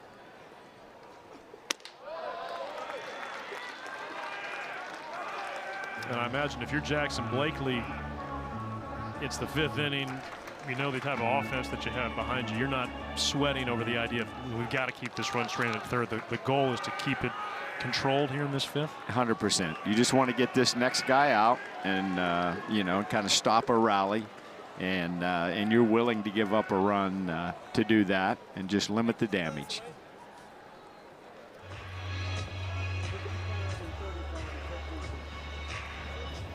So 79 pitches for Jackson Blakely. He threw 74 his last time out against NC State. 2 weeks ago, or beg your pardon, that was against Cal. 2 weeks ago he had 96 pitches, but that's a look inside the Yellow Jacket bullpen. Looks like it's Jake Lanky warming for the Yellow Jackets. Adam McKelvey up there, but I'm not sure he's throwing. Yeah, it looks like Lanky to me. So yeah, just Vaughn called timeout, went out, you know, talked, just reassure Blakely, you're doing a great job. Hey, don't worry about the guy at third. Let's get this guy out.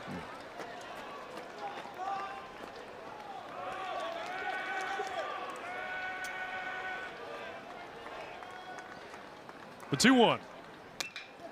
Tapper to third. Zuckerman looks the runner back. He makes another play. That was close. It was down to first base. Yeah. I never like to see that throw go into the line like that because that's usually how first basemen get hurt. But Schmitty did a good job of catching it, getting out of the way. Again, really good play by Zuckerman. And if you're Blakely, that's what you want. We had the corners in and a little tapper to third, so Williams could not score. And so he's got one out, which is that was the major goal right there. And now Braden Dowd, he's 2 for 2, a home run and a single. Good player, very impressive this weekend. So how does the equation change for Chase Williams now at third base? There's one out in the inning. I got a feeling he may be going on contact here, and you know, you look at Dowd, he's probably going to pull the ball, and so even though Zuckerman's in, it's probably not much of a factor. You just don't want to take off if the ball's tapped right back to the pitcher. Which, oddly enough, is what we saw on Thursday night. Yes, ended up being just a rare double play for Georgia Tech to end the game, and Williams was the runner at third. Florida State hoping to avoid deja vu here. No doubt. I'm sure Williams has learned from that.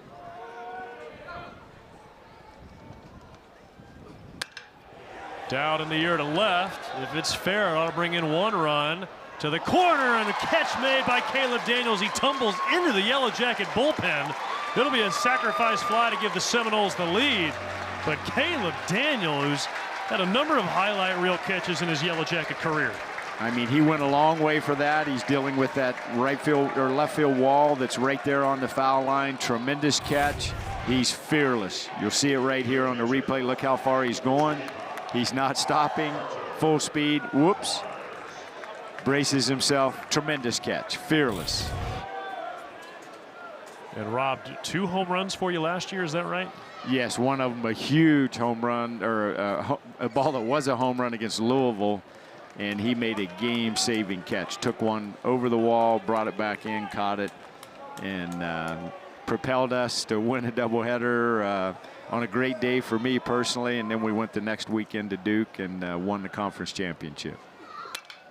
Now, Danny Hallday, Caleb Daniel coming through for the Jackets. Special celebration last year. Tech sweeping that doubleheader against Louisville, and as you said, winning the series at Duke, and ultimately needed every play last year to win the ACC. It was as tight as ever. Jackets winning the regular season crown. No question.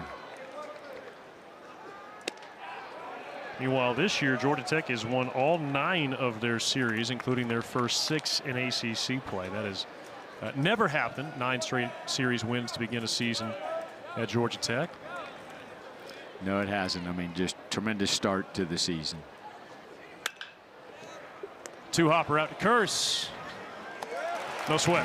Really good. And right there, Kearse was sitting in the 6th hole. So just shout out to Jason Richmond, who plots all these defensive positionings, and unsung hero behind the scenes.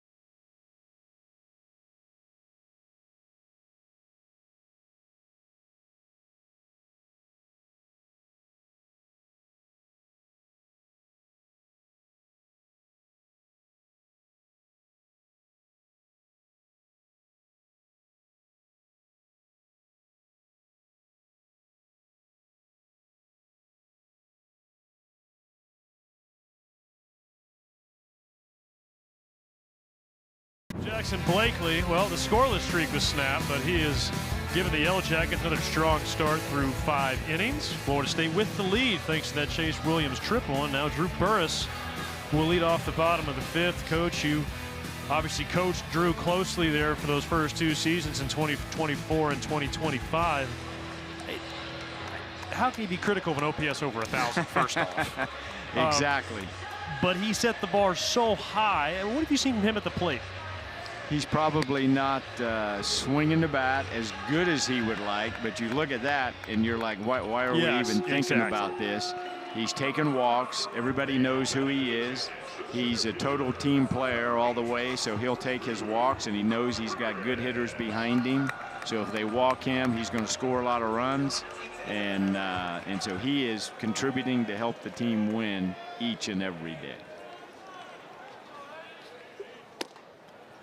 Takes the first pitch, strike through the front door, 0-1. And again, you know, really good job of just starting it with a little breaking ball, get it over, strike 1. And then he locates that one out there where not many hitters can hit that pitch. It's 85 miles an hour with a lot of sweep. So far, Cole Stokes having no problem in the strike zone here. Burress doesn't chase that one. And I will say this, I mean, Coach, you've seen star players, you know, not playing up to what they believe is their standard. How much easier is it when the team is still winning for them to kind of exhale and give themselves a chance to catch up? I think it's way easier, you know, and there's nobody that wants to come through for his team more than Drew. But the fact that, you know, he knows, hey, there's some really, really good players on this team. I don't have to do all of it. He can just try to be himself at all times. And he drives it the other way to right field. That's the second time he has stroked one the other way, Coach. That's a great sign, and I mean, that's the sign right there of an elite hitter. Stokes made his pitch, slider away, and he just stays on it and shoots it into right field. Great swing. So here we are in this inning. Their leadoff hitter starts it with a triple. Burress starts the bottom half of the inning with a single. And now Vaughn Lackey takes ball 1. Fastball at 97 from Stokes. Again, I just kind of think he and you know, Coach Posey feel way better about his breaking ball than they do his fastball in terms of just throwing a strike. Check swing tapper. That's played fair. Tag applied by Stokes. That'll work as a swinging sacrifice bunt. Puts the tying run at second. Yeah, really good pitch. He went right back to the fastball there, and Vaughn tried to check his swing, couldn't do it. Really athletic play by Stokes to get over there and make the play. Good instincts, too, to take the out. No doubt. And, you know, I know Vaughn would like to have a lot better at bat right there, but he did put the guy in scoring position here for Advincula.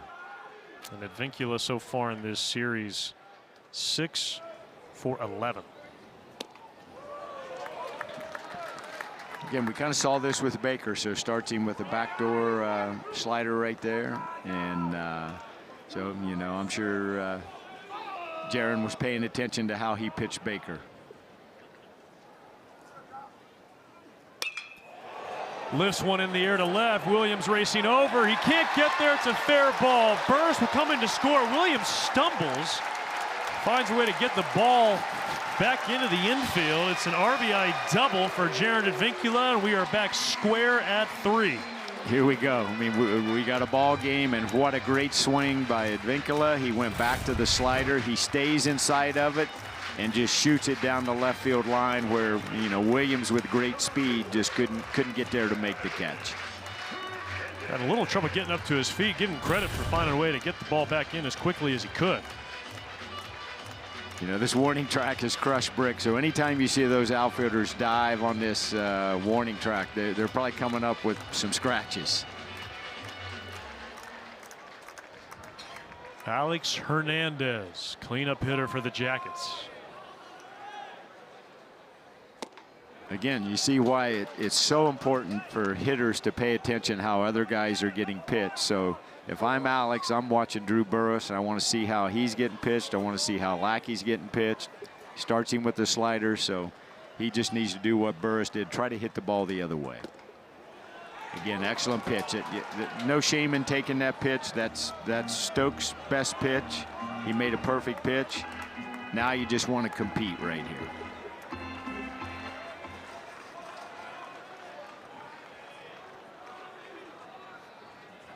Oh, 2. Got him. Oh, he got a piece of it. Looked like Carnes stayed alive. Yes. Yeah, came up a little lame there. I know. Great pitch. Great job of just getting a little piece to try to get in. You know, now you live for another pitch. The theme today, Coach, has been both offenses have threatened, but each pitching staff has found a way to control the damage. Just has a feeling if whoever puts up that crooked number first might win this game. That's correct, Wiley. It's a great observation. A lot of 1s and 0s so far. Or what Georgia Tech students would call binary. Yes. You being a graduate of the Institute, very well said. Yeah, but I ran away from a lot of those 1s and 0s classes. 1 and 2 on Hernandez.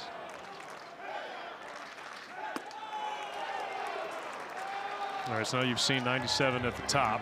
Yeah, and I kind of think that was just they were hoping he'd chase a high fastball there. And so now, you know, he could come back with a fastball, try to freeze him. But my gut says he's probably going to that slider. Bread and butter. 2-2. And he did. Great swing. Up the middle into center. Advíncula cuts the bag at third, and he will score. Alex Hernandez with a 2-strike RBI grounder hammered back up the middle, and Georgia Tech with their first lead today. Yes, just, you know, looked like Stokes may have left that one a little bit too much in the middle of the plate. Actually, not too bad, maybe just elevated a little bit, but great swing by Hernandez there. And, man, that's those 2-strike hits and even 2-out hits win ball games, but just great swing.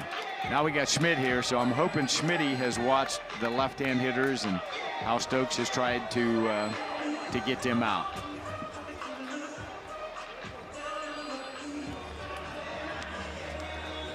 So Stokes will get a visit here from Hunter Carnes. And,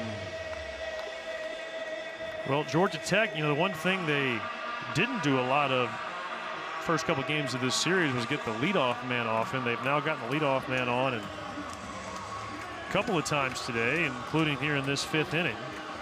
3 hits so far. The only out that Stokes has gotten was on that check swing tapper from Lackey. That's correct. Yeah, after that at bat, and like I said earlier, Vaughn advanced the guy to second, which you know, allowed Advíncula to drive him in, tie the game, and now Hernandez with 2 strikes on him. Great swing to hit the ball up the middle. Looked like okay. Coach Ramsey was going to take an offensive timeout there, but here comes Mike Capozzi, and so he put the brakes on there.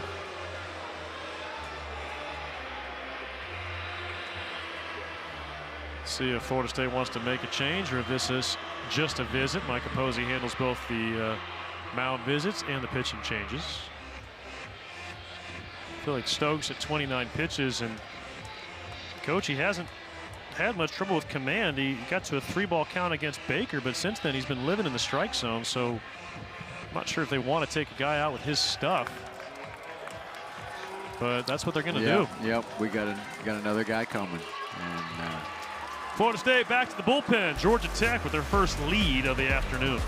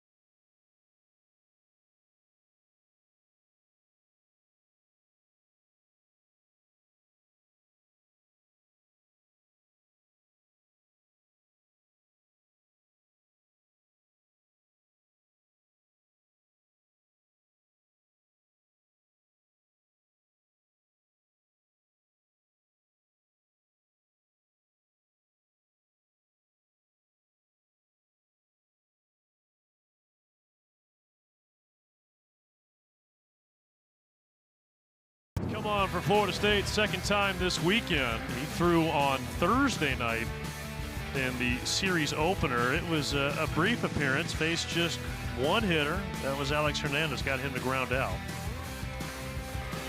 Yeah, I think he's been one of the guys they try to count on in their bullpen. And, you know, I think now whoever's available that they think are their best guys to get some outs, that's the way this game's going to go. So the Yellow Jackets, as we mentioned, their first lead of the afternoon. And they look inside the offensive huddle for head coach James Ramsey. So a right-hander coming in. See Parker Brocious there in the mix. Possibly you see him pinch hit a few hitters from now with the right-hander in the game.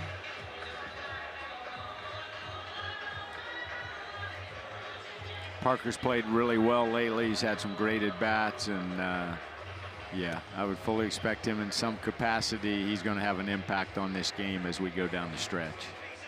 So O'Leary's finished his warm-up tosses, and now here is Kent Schmidt, who is 0 for 2 today. He's been struck out twice. That's a rarity for Schmidt, who entering this series and entering today comfortably more walks than strikeouts. Yeah, like we said earlier, he's got a great approach, great eye at the plate.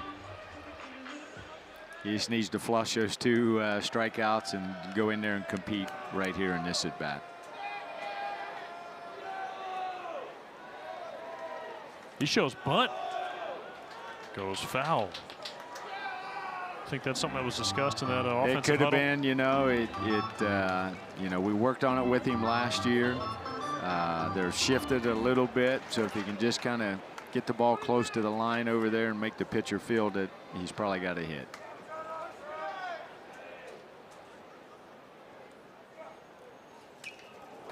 Oh, 2 swinging away that time.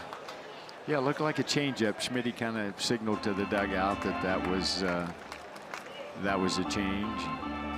You know, I think he's like a lot of hitters right now. He is really good when he's hitting the ball to all fields, and it just seems like maybe he's been a little more pull happy than he needs to be.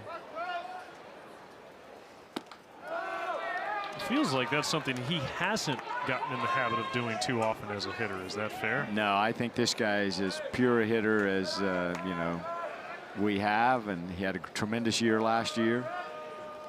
He needs to look at that Dig Me tape and go back to what he was doing last year. There it is. A laser into center coming on. It's going to fall in front of Dowd. And Hernandez scurries up to second as Dowd airmails the throw that way. Yeah, it looked like the ball must have slipped out of his hand out there. But again, 2 strikes. And again, he tried to backdoor that breaking ball on him. Tremendous job of staying on the pitch and just hitting it up the middle. That's when Kent Schmidt is at his best. It's now 7 hits today for Georgia Tech. 4 of them have come in 2-strike counts, including 3 of the 4 in this inning. And again, I'll go back to that little hitters meeting over there with Coach Ramsey. I'll guarantee you that's what he was telling his hitters, is to get in there and compete with 2 strikes.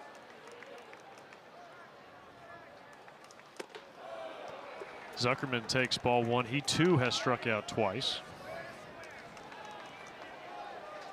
Yeah, started him fastball there, high fastball, missed with it, but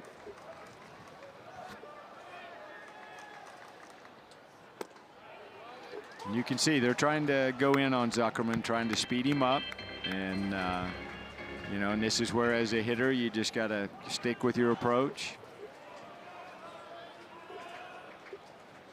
1-1. Ooh, right on time. Yep. Tried to go in there again. Ball was elevated a little bit, and but timing-wise, Zuckerman was right on that pitch. The story of the first 2 games of these series, Florida State continuing to control the Yellow Jacket offense till a big inning late. And Zuckerman went around, no argument from the Yellow Jacket third baseman. He's 0 for 3 with 3 punch-outs. Really good sequence right there. You know, 3 straight fastballs, 2 of them elevated. And then he changed his eye level and went with the slider down and away and got him out in front and strikeout. But you look back to Thursday night, 3-run 6th inning for the Yellow Jackets, and then know, Tech only scored in 2 innings last night, but 2 4 spots, and that was the game. Yeah, they, like you said earlier, Wiley, they've done a great job of just kind of controlling, you know, what Georgia Tech's trying to do to them. And but the great thing here, so maybe, you know, Zuckerman's not having his best day, but now O'Leary's got to deal with Baker, who is, you know, a tough act. And Like he that. ropes one down the right field line and fair. Here comes Hernandez. Schmitz into third, and it's a ringing RBI double for Willie Baker, and it is 5-3 Yellow Jackets. Great swing by Baker. Slider. He got him. Stokes got him the last time to slider in. He tried to go back to a little slider cutter. He was ready for it. Stroked it down the right field line. And again, boy, 2 out hits wins a lot of ball games. The Yellow Jackets had 8 2-out runs scored yesterday. That is the first run that's been scored with 2 outs today for Georgia Tech, as Curse swings and misses. So that'll close the book on Stokes. Inning in the third gives up 3 runs, no walks, 1 strikeout. Here we got an offensive timeout here, and I think Ramsey's just trying to slow him down a little bit.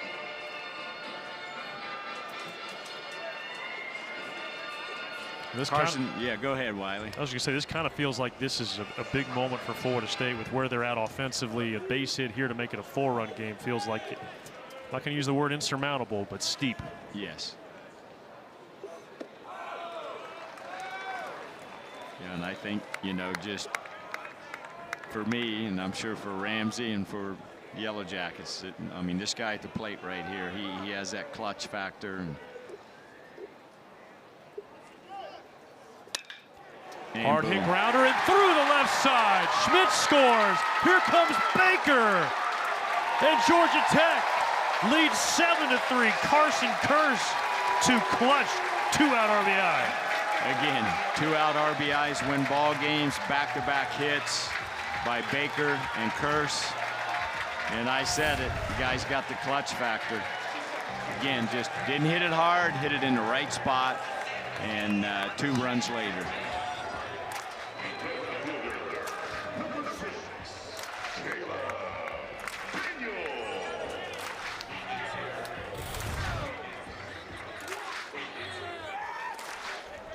Now a 5-run 5th for Georgia Tech. And here comes Hunter Carnes out from behind home plate.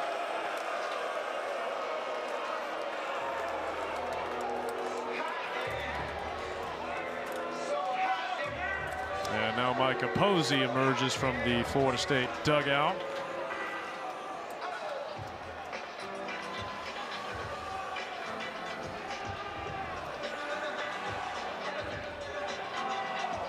Carson Curse, he was a critical piece to that 3-run 6th inning on Thursday night, going 1st to 3rd on a wild pitch. You see Chris Kinnear warming up in the Florida State bullpen. And he's right at the center of it again, though. Carson Curse with 3 RBI today, a homer, and then that 2-run single. He's always going to be right in the middle of it. He's a great baseball player, a great competitor. And I loved coaching him his first 2 years here. Florida State's going to the bullpen. The Yellow Jackets are roaring. Sellout crowd, and they are enjoying another big inning from the Georgia Tech offense. We'll be back in a moment with the pitching change.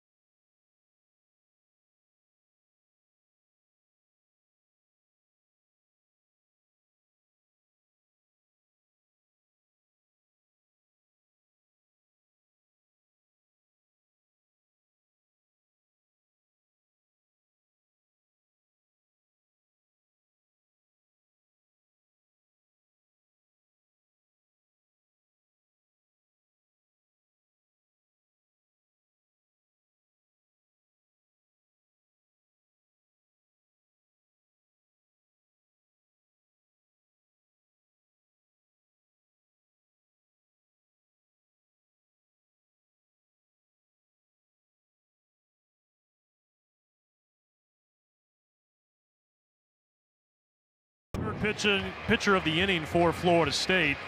Take a look at these fans here at Georgia Tech. Another sellout crowd this Saturday afternoon. And Kaniera Jr. from Jensen Beach, Florida. We saw him already once in this series, making his 12th appearance of the year, and he's had a fine year, a 2.50 ERA.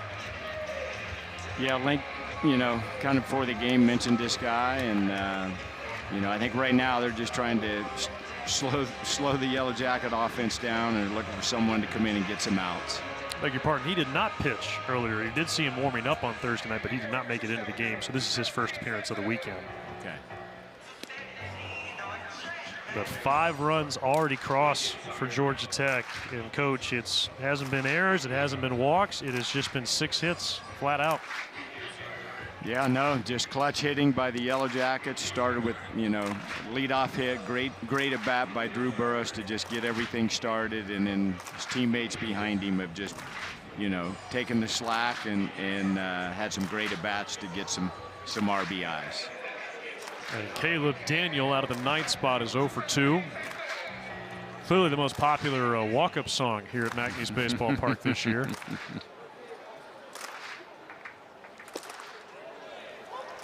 Yeah, love it. Students get into it when he comes up the bat. And again, the energy at McNeese Ballpark this whole weekend has just been tremendous. Ooh, yep. Carson Curse leaning the wrong way, and he is picked off. And no challenge coming from Georgia Tech.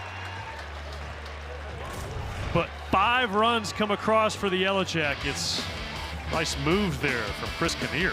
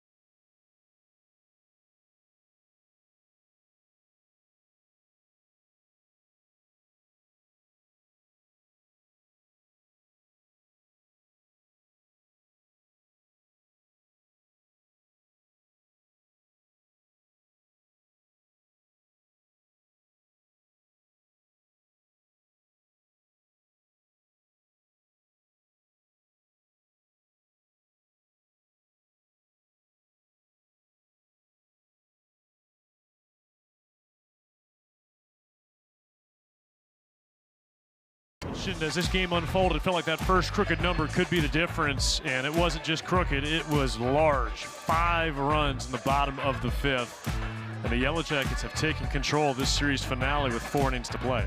Yeah, and you know, now it's going to come down to the Georgia Tech bullpen. Can they just, you know, make that stand up? And if you're Florida State, you're just trying to get base runners right here. Try to get some base runners to try to, you know, get a crooked number themselves.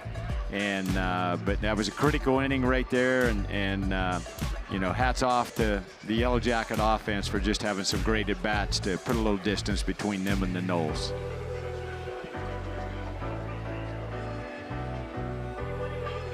So Jake Lanke coming in for the Yellow Jackets. And another valuable piece out of the Tech bullpen. Look at that strikeout to walk ratio, 18-2. It's pretty good. Pretty good. And again, that's what you want out of these relievers when they come in. You want guys that'll throw strikes, challenge the hitters, and let the defense play. That's the other impressive thing to me. If you look at the stats in the ACC, this Tech defense has been lights out when ACC play started. So Kelvin Paulino Jr. will try and get a response for Florida State. The other thing you notice about that line score, Coach, is every time Florida State has scored today, Georgia Tech has responded with at least a run. Yes, which is another good sign. Ball one on Paulino.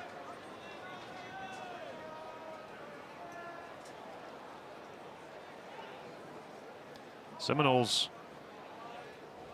hit 2 more home runs today, giving their weekend total to 6. But 5 of those 6 have been solo homers, including both of them today. And then Chase Williams, that leadoff triple, got Florida State their 3rd run. Yeah, and if I'm Link, I think that's a good sign. You know, he talked about nobody's going to replace Miles Bailey, but collectively as a unit, if you know they get some guys hitting some home runs, you know you're going to get some guys on as the season goes along. And now if you're still hitting homers, you got a chance to put some big innings up there.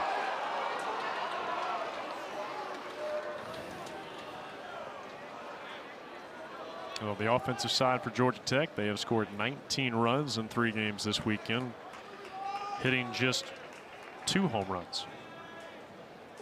Which is also a good sign, because you just don't want to be dependent on the home run. I know Josh Schulman, first base coach for the Yellow Jackets, was particularly excited the way they won that game on Thursday night with some aggressive base running. Yeah, you know, I think I mentioned it earlier in the year, but Josh is just has done a tremendous job with the base running factor here at Georgia Tech. That was one of the reasons we hired him. Not the only reason, but we knew he was going to add a lot of value to the staff. And he's way more than a base running coach. Like, I think this guy, he's going to coach college baseball for a long time. 3-2. A leadoff walk to Kelvin Paulino, who has now reached in all 3 plate appearances. Yeah, close pitch right there. Yeah, double and 2 walks. So Paulino, again, just, you know, that's what you want to see out of your freshmen. See them continue to learn and grow. The first baseman, number 26, Eli Putnam. Eli Putnam came up in a huge spot there in the 3rd inning. Hit the ball hard, but a better play by Kent Schmidt defensively. And jumps on the first pitch here, pops it up. Lackey, will he have room? No. Yep. Up on the roof and off the roof. How many balls would end up on the roof by the end of the season? Oh, quite a few. Yeah. Yeah, and they're hard to get off of there. So, yeah, we lose a lot of baseballs that, you know, kind of get popped up on that roof. Is there an end of the year someone climbs up there and grabs them, or how does that kind of play out? Usually grounds crew. It's Okay. kind of dangerous getting up on that roof. So we're not going to send any managers or student athletes up there, that's for sure. You tell me Chris May's expendable? No, I'm not saying that either. But it's usually if some repair needs to be made up there, then we'll say grab those baseballs. 1 ball and 1 strike. I mean, now I'm really asking you a question maybe out of your depth, but how many baseballs do you guys go through in a given season? Do you even know the answer to that? Probably 200 dozen. A lot of them. It's the most expensive equipment item we have. All right. Looky here. Back pick. Ooh. Paulino snuck back in. Vaughn Lackey. Those sunglasses, he looks like a Terminator. Snap throw. You can't get off of that. You can't get off there too far because Vaughn has quick hands and he can throw from any angle, and very close play.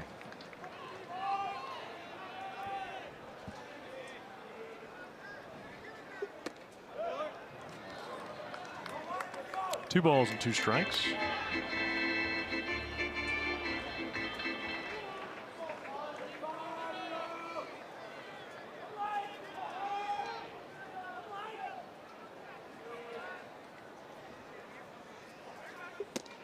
Strike 3 called. Paint from Jake Lanky on the outside corner. Perfect pitch, and I think that's one of the really good things that Lanky can do. He can locate that fastball down and away, and you'll see it right here. Like, perfect pitch, great frame job by Lackey, and that's what Lanky needed just to get him going. And now Cal Fisher is 0 for 2 today. And Florida State, you're just looking for 1 or 2 runs to try and answer. You don't have to get all 4 back in the 6th. Now you're looking for a spark. It's funny, I've never seen a guy do this, but Fisher has a unique in-between pitch kind of process he goes through. And you'll see it right here. He turns and looks back at the stand. So I'm sure he's focusing on some point back here that kind of resets him mentally in between pitches. But I've never seen a guy do it.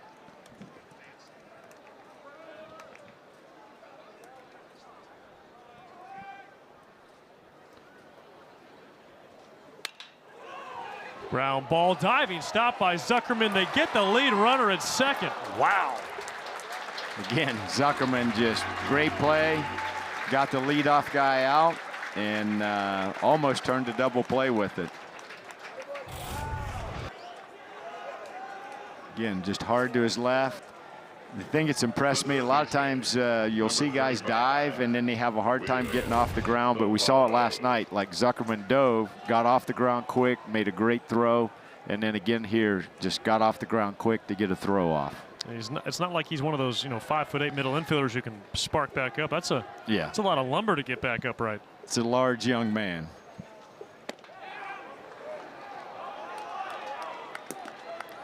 Fastball at 94 from Lenke, coming on relief of Jackson Blakely, who again gave up a run for the first time in a few weeks, but 5 innings, 3 runs left, trailing. But by the time Lenke came in, he's in line for the win. Yes, he is, and just that's what you look for in your starting pitcher. Can you eat some innings and just keep your team in the game? And he did a tremendous job of just balancing that, keeping the team in the game, and now he's got a chance to get rewarded with a victory.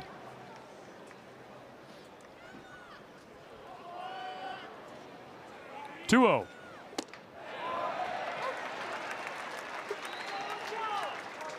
Leadoff walk for Lenke here in the 6th, but he hasn't been undone by it.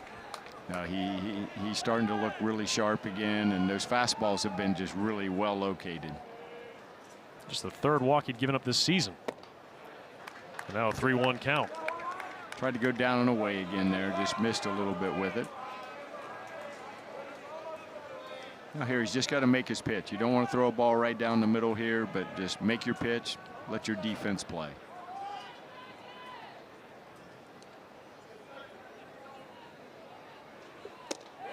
Big swing and a miss on the heater.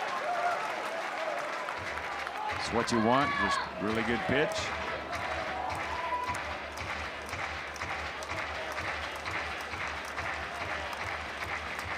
Fisher will have a head start there at first. Defense playing straight up for the Jackets. 3-2 pitch coming from Jake Lenke. Inside, ball 4. They will appeal down, but Reed Basner says that Bavaro did not offer at it. So now a couple of men aboard for Florida State. This extends the inning. The shortstop, number 2. Yeah, fastball in, it's in. He definitely held up there. And yeah, uncharacteristic Wiley, 2 walks here in this inning, and that might be it for Jake Lenke. It's either that or Ramsey's going out. He may just be going out, talk to him a little bit, settle him down, tell him how good he is.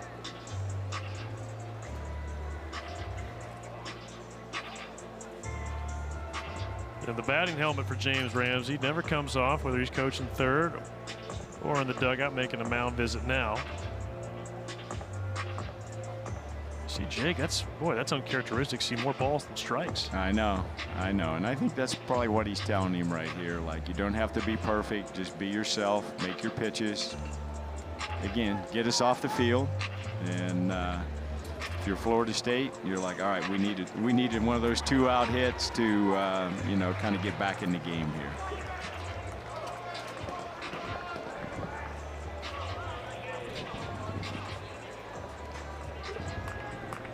Carter McCulley delivered a home run his first at bat off the batter's eye in straightaway center field. Yes, he did. So definitely capable with power, hitting a home run and really putting them back in the game. Through the front door, strike 1. Yep, good first pitch, nice little slider.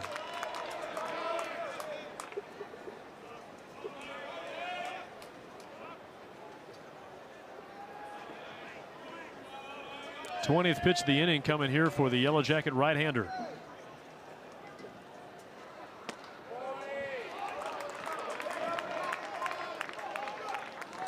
Yeah, you can see right there, really good take by McCauley, and but he's definitely wanting to, you know, come through with a hit here. You can just tell he looks like he's ultra aggressive.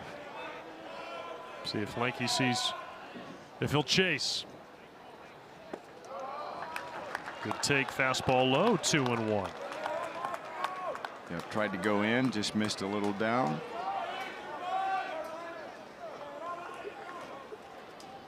So far, 21 pitches thrown for Lanky. Only one has been put in play. That was the Cal Fisher ground ball to Zuckerman. There's another one to Zuckerman. And he bluffs over to second base, and he was just there in time. A little bit of a hitch for Brian Zuckerman, waiting for Advincula to get over there. Yeah, he did a good job of catching the ball, and I don't know if Jaw wasn't quite there, but he did a good job of pump faking and then getting it there.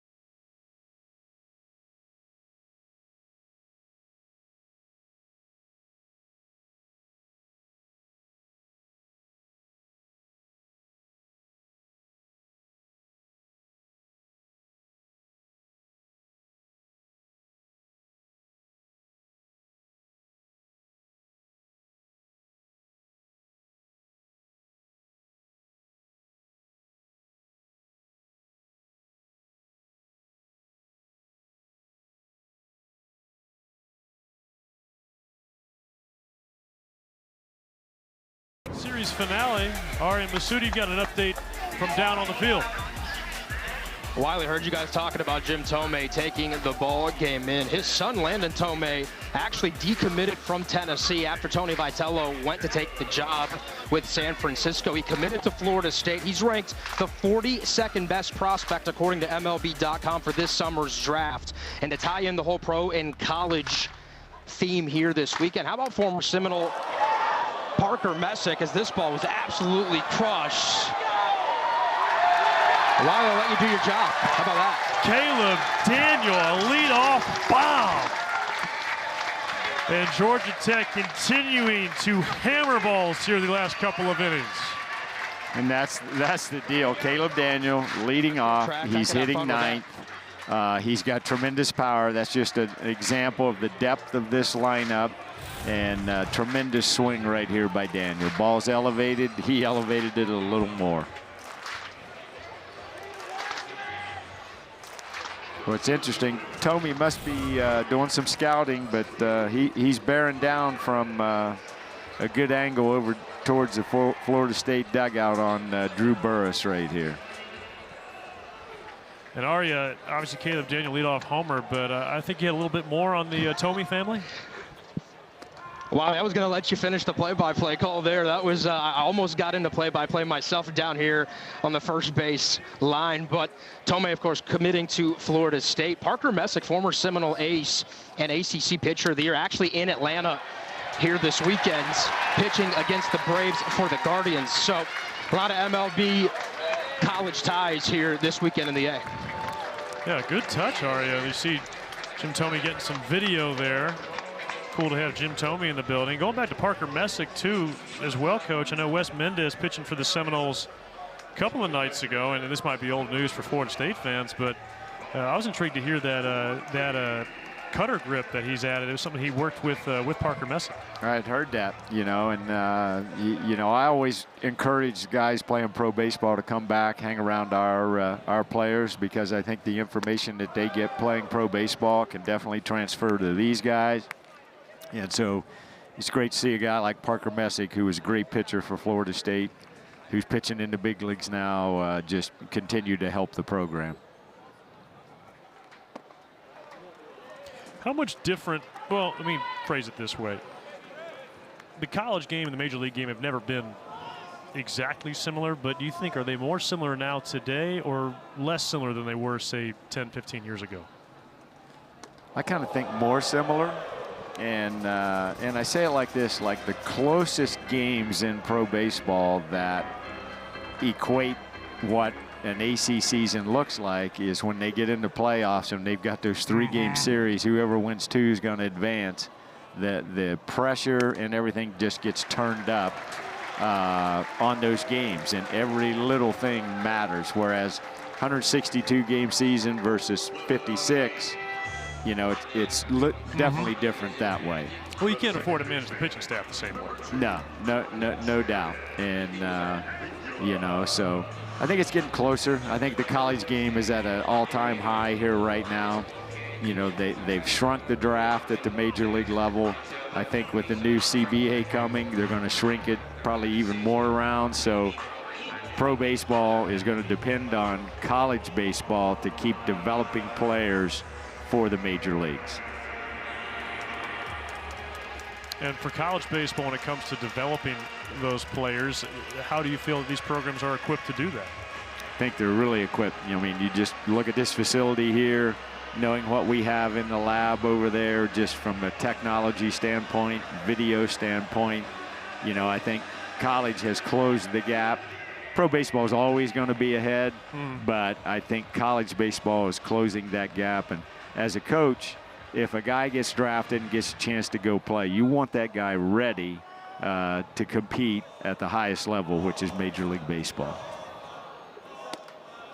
Ball 1 on Jared Advincula. Still nobody out here in the 6th. Caleb Daniel leadoff homer. Drew Burris, his 3rd hit of the day. He stands at 2nd, and then Vaughn Lackey, another 4-pitch walk. Yeah, again, you know, you don't want free passes here when you're trying to hang in a game, and particularly when you're dealing with this lineup. So now you got the hottest hitter sitting right here with, again, chance to extend the lead. Advincula on the weekend now has 7 hits in 12 at-bats. Well-placed fastball that time from Kinnear. Really good pitch. I don't think Jaron liked that call right there, but, you know, it was a close pitch, and Kinnear got rewarded with a strike. There go the runners. And the pitch is ripped foul, first base side. Yeah, you know, there's some guys who are very stoic on the field, don't like to reveal a lot of their emotions. I don't think Jared Advincula is one of those guys. He's not one of those guys. Very passionate, and, you know, and he's impressed me. I can't say enough good things about him. Has really competitive at-bats each and every at-bat. Trying to battle here with 2 strikes against Kinnear. And a pickoff throw. Burris back in plenty of time. Yeah, Burris had a really good jump on the last pitch, so they're just trying to let him know, hey, we know you're there. We're not going to let you get another good jump. Florida State looking for a ground ball. It looked like he tried to fade a little change up there, just started too far off the plate.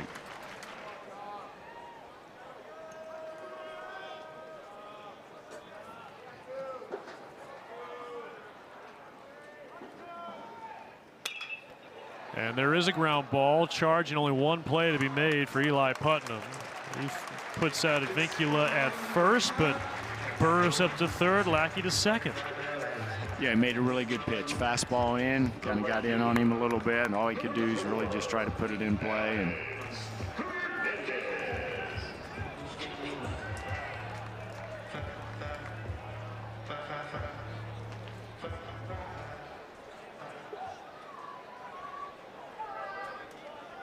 Hernandez, 1 hit so far today. Big RBI single in the last inning.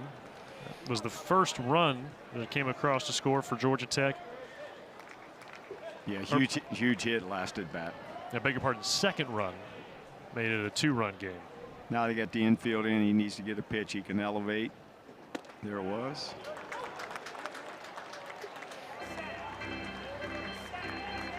You'd like to see him pull the trigger on that? Yeah, I probably would. I mean, you're looking for a pitch up that you can just get to the outfield, and, you know, kind of a high hanging breaking ball is one of the easiest ones to get there. Now he's got a battle. He did it last at bat. Chase is up and away that time. And there's 2 down here in the 6th. Really good pitch here by Kinnear. So he'd thrown him a couple soft breaking balls, then just changed his eye level, went up with a fastball, got rewarded. Alex chased it. Now you hope Schmitty can pick him up here. That's, you know, sign of a good team. What do you got on Ken Schmidt's walk-up music? No comment. Here comes Micah Posey out of the dugout. I think Kent, what he enjoys more than anything is putting smiles on other people's faces. And he does. Yeah, he gets a big kick out of livening up the party a little bit. We saw that last year when he got hurt, and I think he was in the hospital actually with his little toe problem. And he kind of took over Twitter or X, and his sense of humor came through. Well, we'll see how he comes through with 2 outs, runners in scoring position. It'll be against a left-handed arm. Georgia Tech already leading 8-3, a chance to push across a couple more.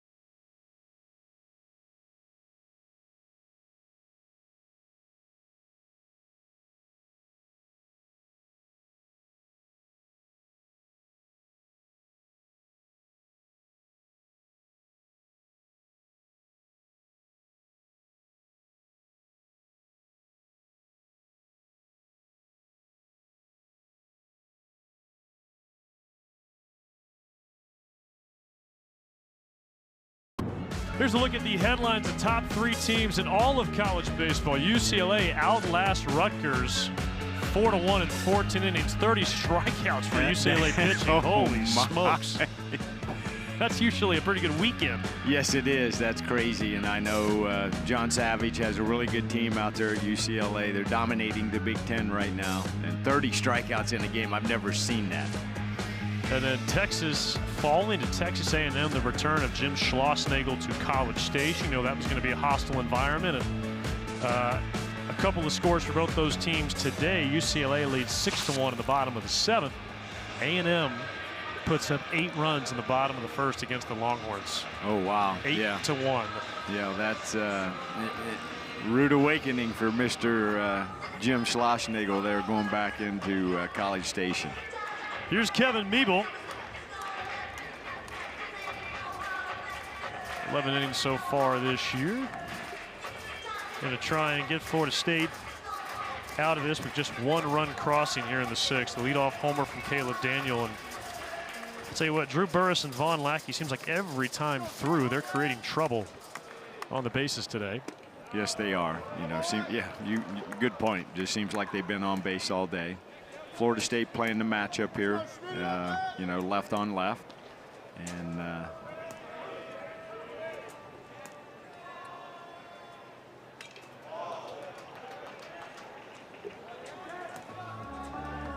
so if you're Florida State,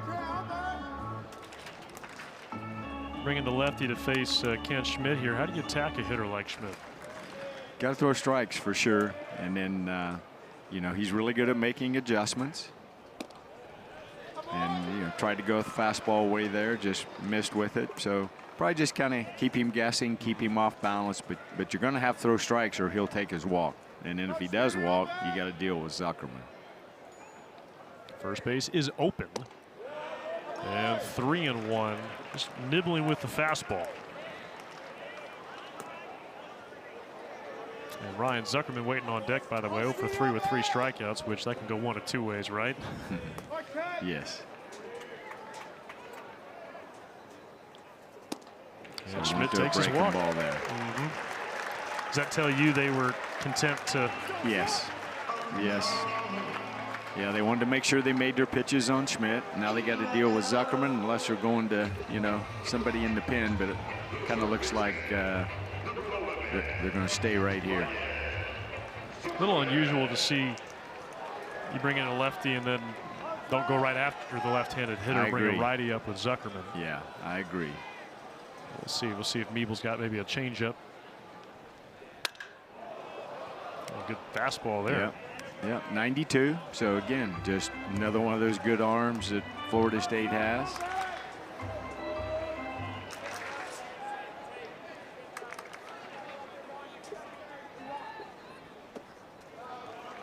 That was the changeup right there. So good call, Wiley. You're right on it. Sped him up with the fastball and then tried to get him out with the change. Well, I'll be honest, Coach. Most of what I learned about baseball came from you. So hopefully that. Hopefully I didn't mess you up. No, I think we're in good shape. Inside. Ooh, got the corner, 1-2. Again, as we've seen all day, they've kind of been trying to go in on Zuckerman, and just really good job just painting a fastball on the inside corner. So Meeble goes hard in. The East is loaded. Zuckerman trying to come through. Tried to go in again. Didn't quite get it all the way in there, but again, just Zuckerman a little late. Take a look at those splits, Coach. Lefties and righties for Zuckerman. Yes.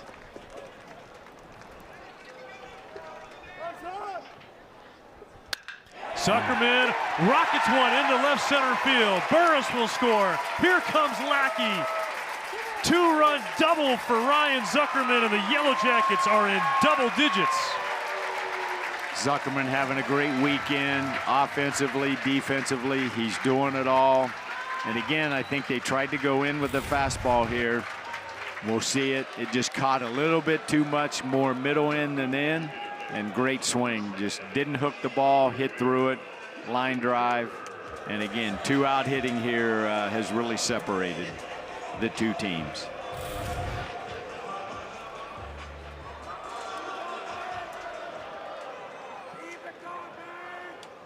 And now Will Baker.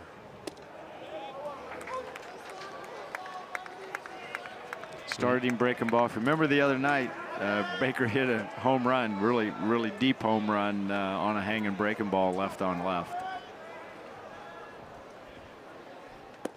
Yeah, Will Baker not known for having the most power on this Yellow Jacket team, but that would challenge anybody from the pull side.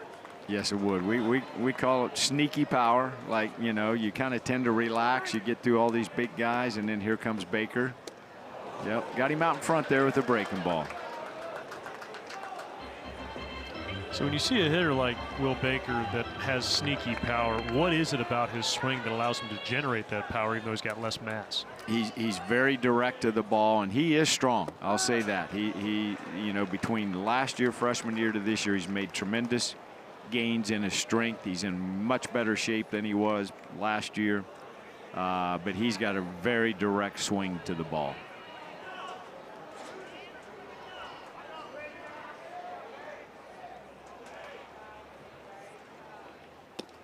Inside, 3 balls and 2 strikes. Tried to go in there, and my gut is left on left, base open. He's probably going to see a breaking ball here. But what do I know? We'll see what he comes with. There it was. Yeah, he missed with it. I think you know a little something. So it'll reload the bases here. The 3rd walk of the inning, and now Carson Kearse, who's already driven in 3 runs today. Yeah, I think we're going to get another pitcher here, Wiley.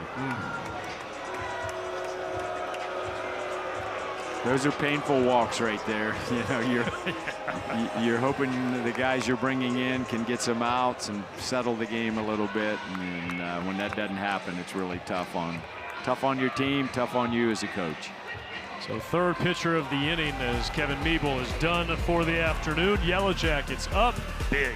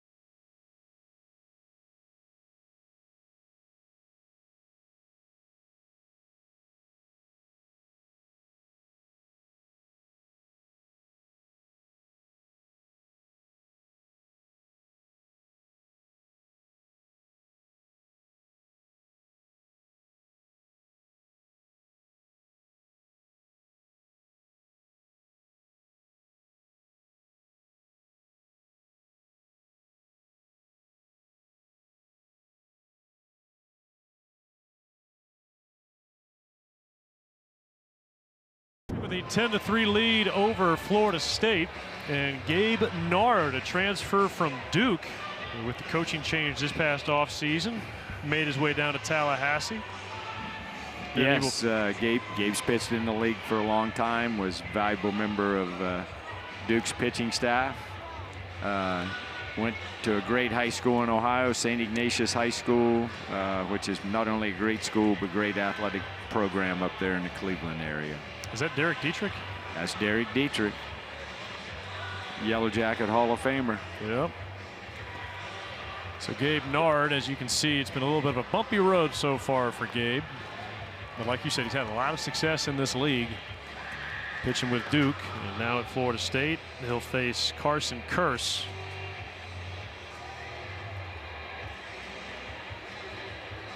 Is there anyone who has exceeded the external expectations more than Carson Kearse on this team? Probably not, you know, just from, you know, where he was as a freshman. He got a lot of playing time as a freshman. You know, everyday starter last year, had a really good year last year, and then just keeps getting better every day. And no surprise, his makeup is off the chart. Great student here at Georgia Tech, and you know, in my opinion, like, this guy's going to play in the big leagues, and he's just going to find a way to get there.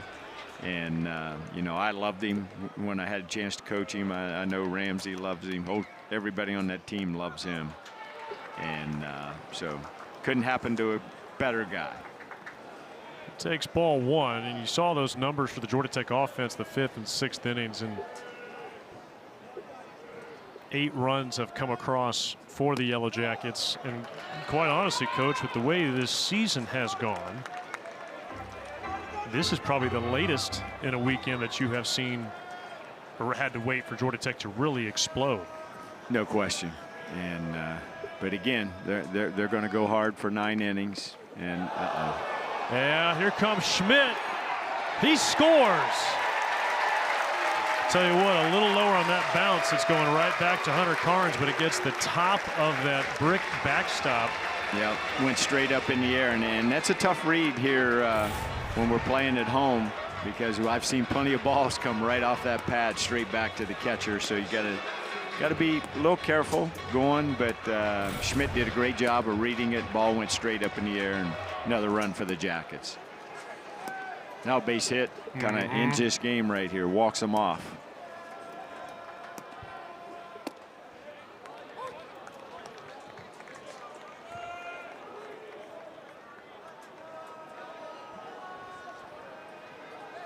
Yeah, my bad here. We're not in the 7th inning yet. I'm getting ahead of myself. A pickoff throw down to second. But to your point, base hit here, and Florida State has 3 more outs to get it back within single digits, or that's going to be the game. Yes. Yeah, I think, you know, I'm sure Mr. Kearse here would like nothing better. He got a 3-1 pitch to hit, fouled it off. You know, Nard's got a little bit of a, you know, late life running fastball. Ball was up a little bit. Kearse was ready for it, just couldn't quite get the barrel to it.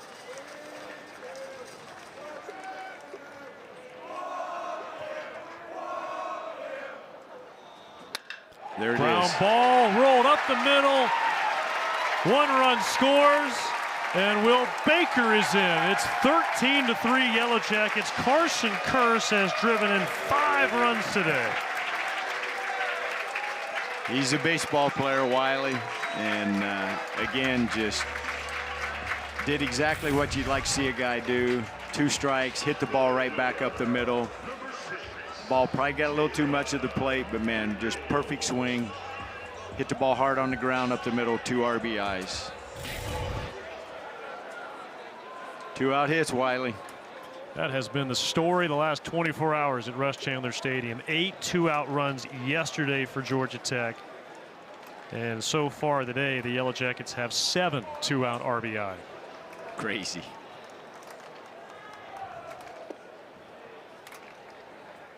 And Caleb Daniel, who got this whole inning started with a first pitch solo homer, is back at the plate.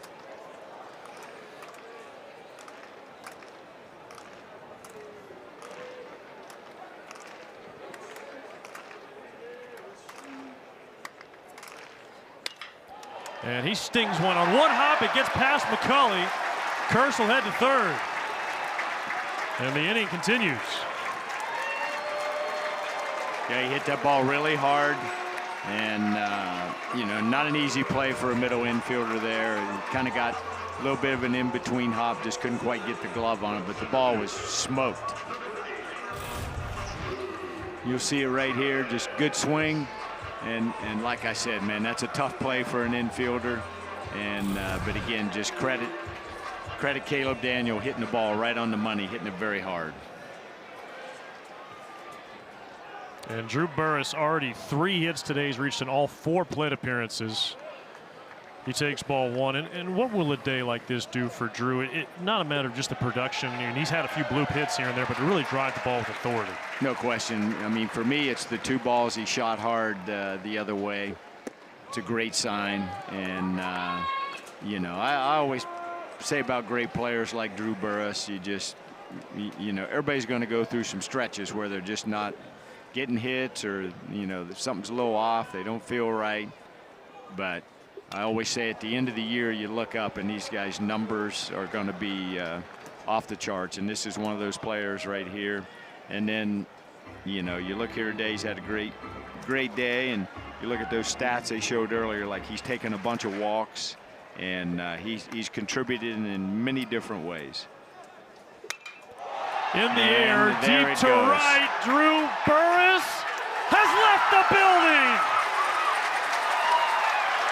What a great sign. Another home run to right field. And I'm telling you, this guy, if he gets on the heater, look out.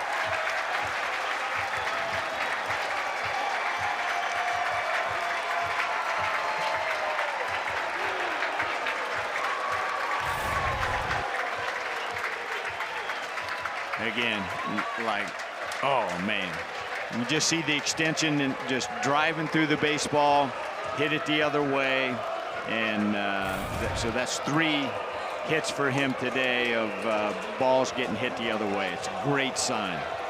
And 3 unearned runs. It looks like Micah Pose is going to make another pitching change if he gets on a heater. Florida State and Micah Pose are saying, what are you talking about if?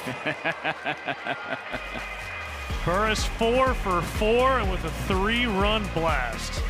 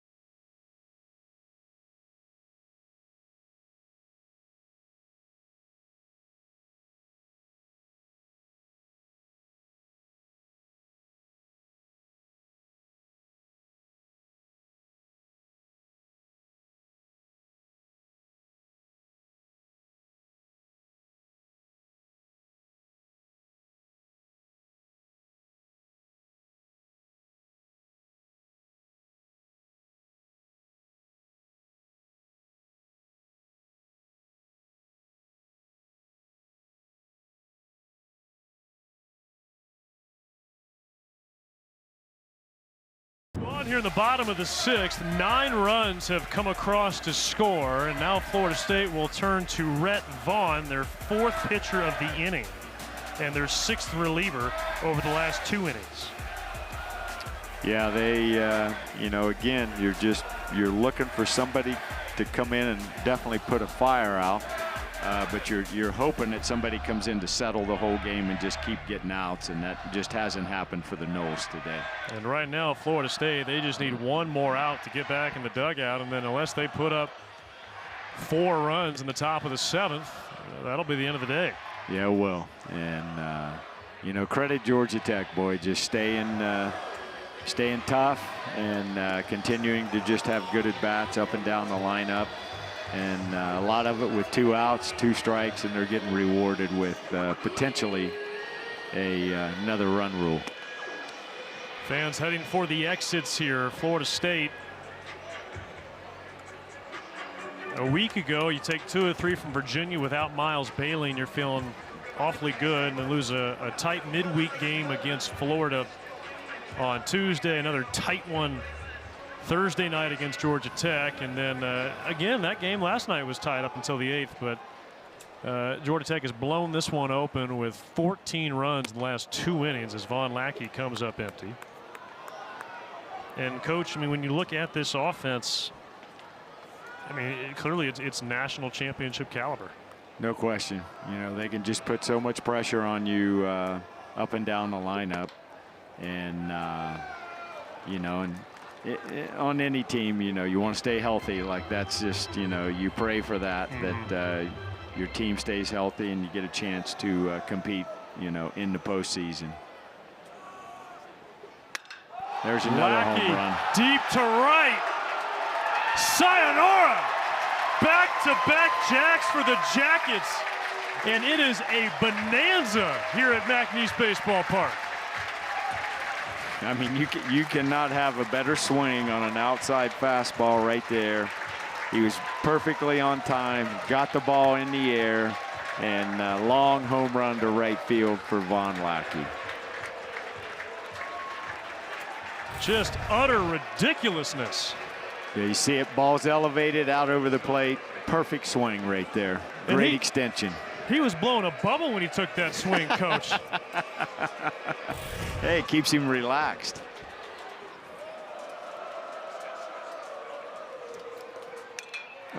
And Vincula fouls that one off. Jackets are feeling a little froggy here right now. That's a pretty good swing right there. 10 runs here in the 6th.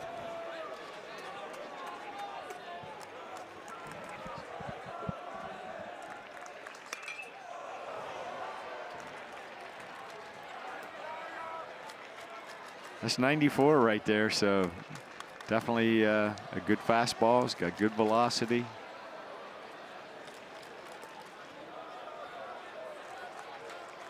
Oh, 2. Georgia Tech not giving away anything. Take a little more time at this side swing though for Vaughn Lackey. I mean, my man has some Trident mint gum going here. He's blowing a bubble as he hits a homer, Coach. Hey, whatever it takes, Wiley. That's unbelievable. And staying alive, Vincula got a piece, and Carnes couldn't hang on to it. Carnes had a tough weekend. He's been beat up, I think, in every game, taking either foul tips or balls in the dirt. And tools of the trade of being a catcher. Scott Strickland knows something about that. Yeah, anybody that's ever caught knows that. He caught for you back at Kent State. Yeah, he was a great catcher for me, and won back-to-back championships with him as our starting catcher. And back then, he pretty much called every pitch, and I think all that not only helped him get a chance to play pro ball, but I think that, you know, helped him launch his coaching career. He was always kind of like a coach on the field, and happy he's in that dugout with us right now. And that one, a bouncer diving effort from Fisher, but it's a base hit for Advincula, who now has 8 hits in these 3 games. Crazy. When it rains, it pours. You know, he didn't hit it very hard, but he hit it right in the right spot. Gets rewarded with a hit.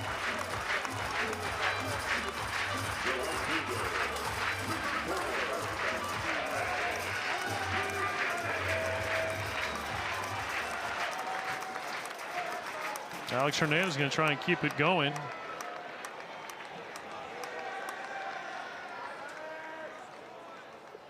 He made the second out of this inning, by the way. Well, I know as a player, when you put a bunch of guys to the plate in one inning, you never want to make 2 outs in one inning. So I'm sure he's going to give us a good at bat right here.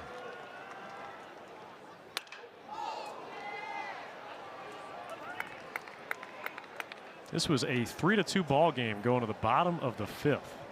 Florida State had just taken the lead. And since then, it has been a 15-run eruption.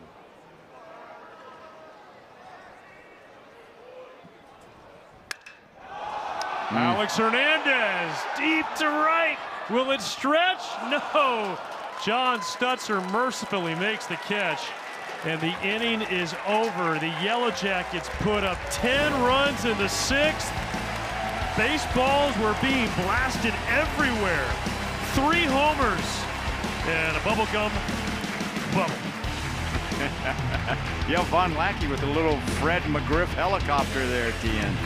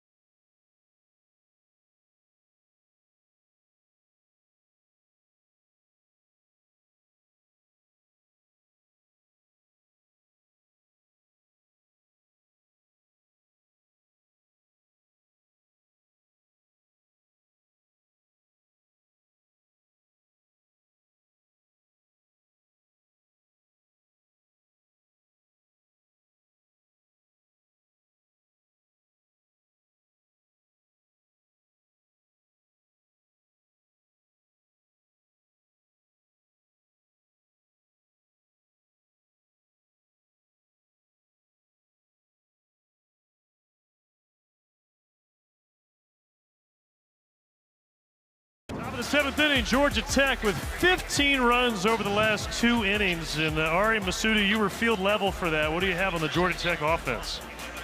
Wiley, it has been a bludgeoning from this offense. I talked to assistant coach Scott Strickland earlier before the game about the confidence that this lineup has. When you came into the weekend, everybody had an OPS over 1,000. That is unheard of in this modern college baseball BBCOR era. And I asked him, what does that do for the lineup? And he said, you know that at any point in the ball game, 2 outs in an inning, 2 strikes. Florida State's led all 3 games this weekend, but that doesn't matter because Georgia Tech knows that it can happen very quickly.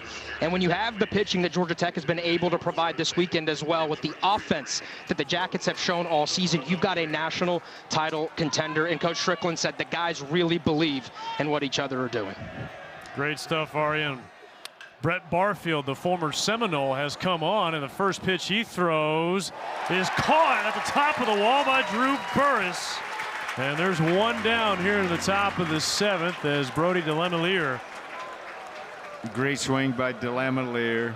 And but again, here's a guy that's had a great day offensively, never takes a play off. Drew Burress, dynamic defensive player.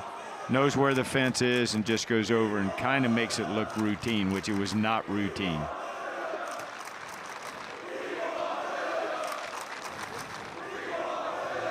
John Stutzer at the plate. It's been a bright spot for Florida State so far this weekend. Curse can't handle that one. Rare misplay from Georgia Tech shortstop. Though when you drive in 5 runs, Coach, you're able to get away with one of those, I think. Yeah, I probably jinxed him with my comment the last time Stutzer hit the ball to him. So, you know, we got equaled out here. Not an easy play, going left, and just couldn't quite come up with it.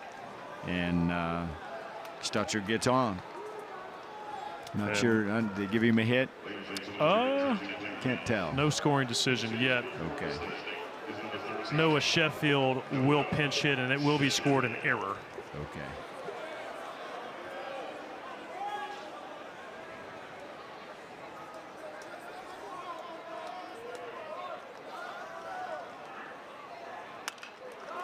And strike one on Sheffield.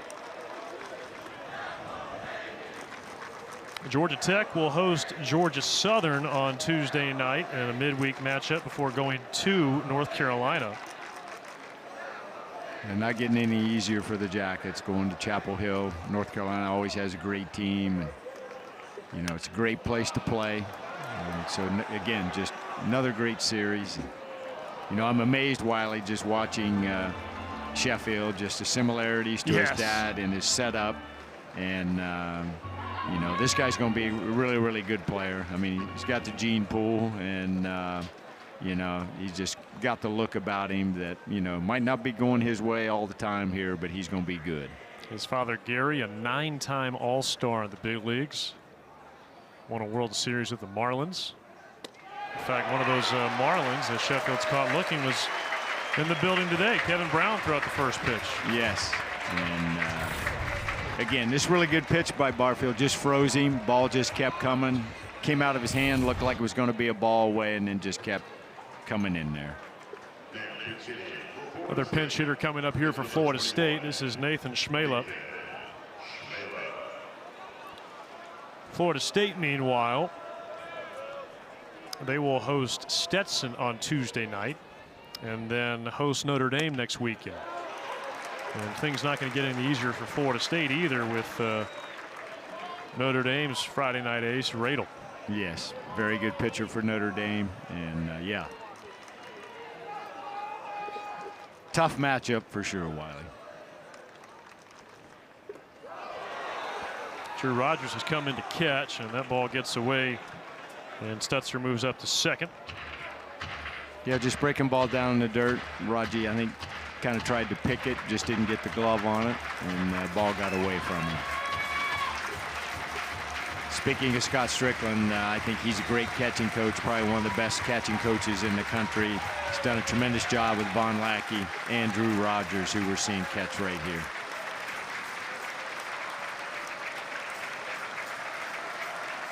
Oh, oh my! Brett Barfield thought that was the end of the series right there. Yeah, he wanted it. Perfect pitch in, and maybe it was a little up. So now he's got to block that out and do it again. Georgia Tech looking to sweep number 5, Florida State.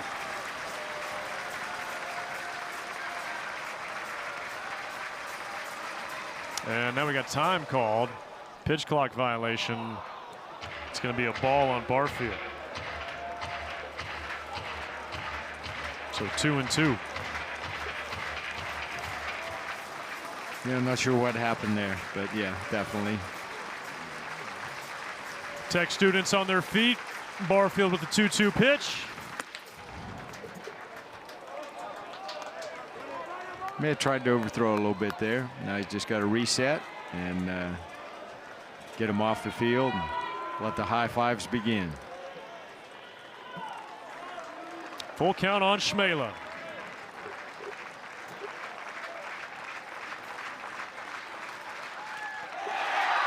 Foul tip, yes. So Schmela stays alive. Stays alive, live for another pitch. Yellow Jackets have pounded out 16 hits today. And to your point, this was really a tight ball game, and then it just got blown open here the last couple innings. 3-2 in the middle of the 5th. 3-2 pitch coming. And the Yellow Jacket fans have thought a couple of times they've gotten strike 3, but Schmela catching just the last stitch. Gritty at bat here, and from a scoreboard standpoint, not a significant one, but Schmela coming off the bench and grinding away. Barfield with another 3-2 packaged. Here it comes. Shmela. Yeah, he's staying alive. It sure is. Competing. That's what you want to see. Really good swing there and very competitive at bat.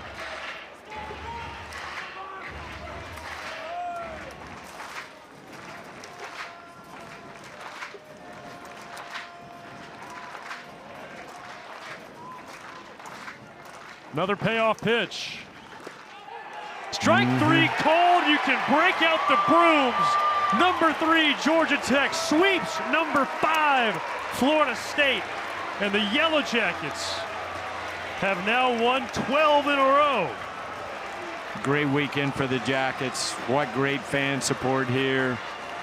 Just special weekend here on the flats. And Georgia Tech is red hot. They're playing great baseball in all phases. Pitching, defense, hitting, timely hitting, and just their competitive spirit is off the charts. And for the first time ever, Georgia Tech is 30-5. They've won all 9 of their series. And for the 3rd consecutive weekend, they pull off a sweep, and this time over number 5, Florida State, at head coach James Ramsey's alma mater. That'll do it for us. Big thanks to our entire crew, our director, Arthur Kai, our producer, Jake Dersheimer, our Southern reporter, Ari Masudi. For the Hall of Famer, head coach Danny Hall, I'm Wiley Ballard saying so long and good afternoon. The Yellow Jackets sweep the Seminoles going away, a 17-3 final in the finale. We hope you'll join us again on Tuesday night when Georgia Tech hosts Georgia Southern.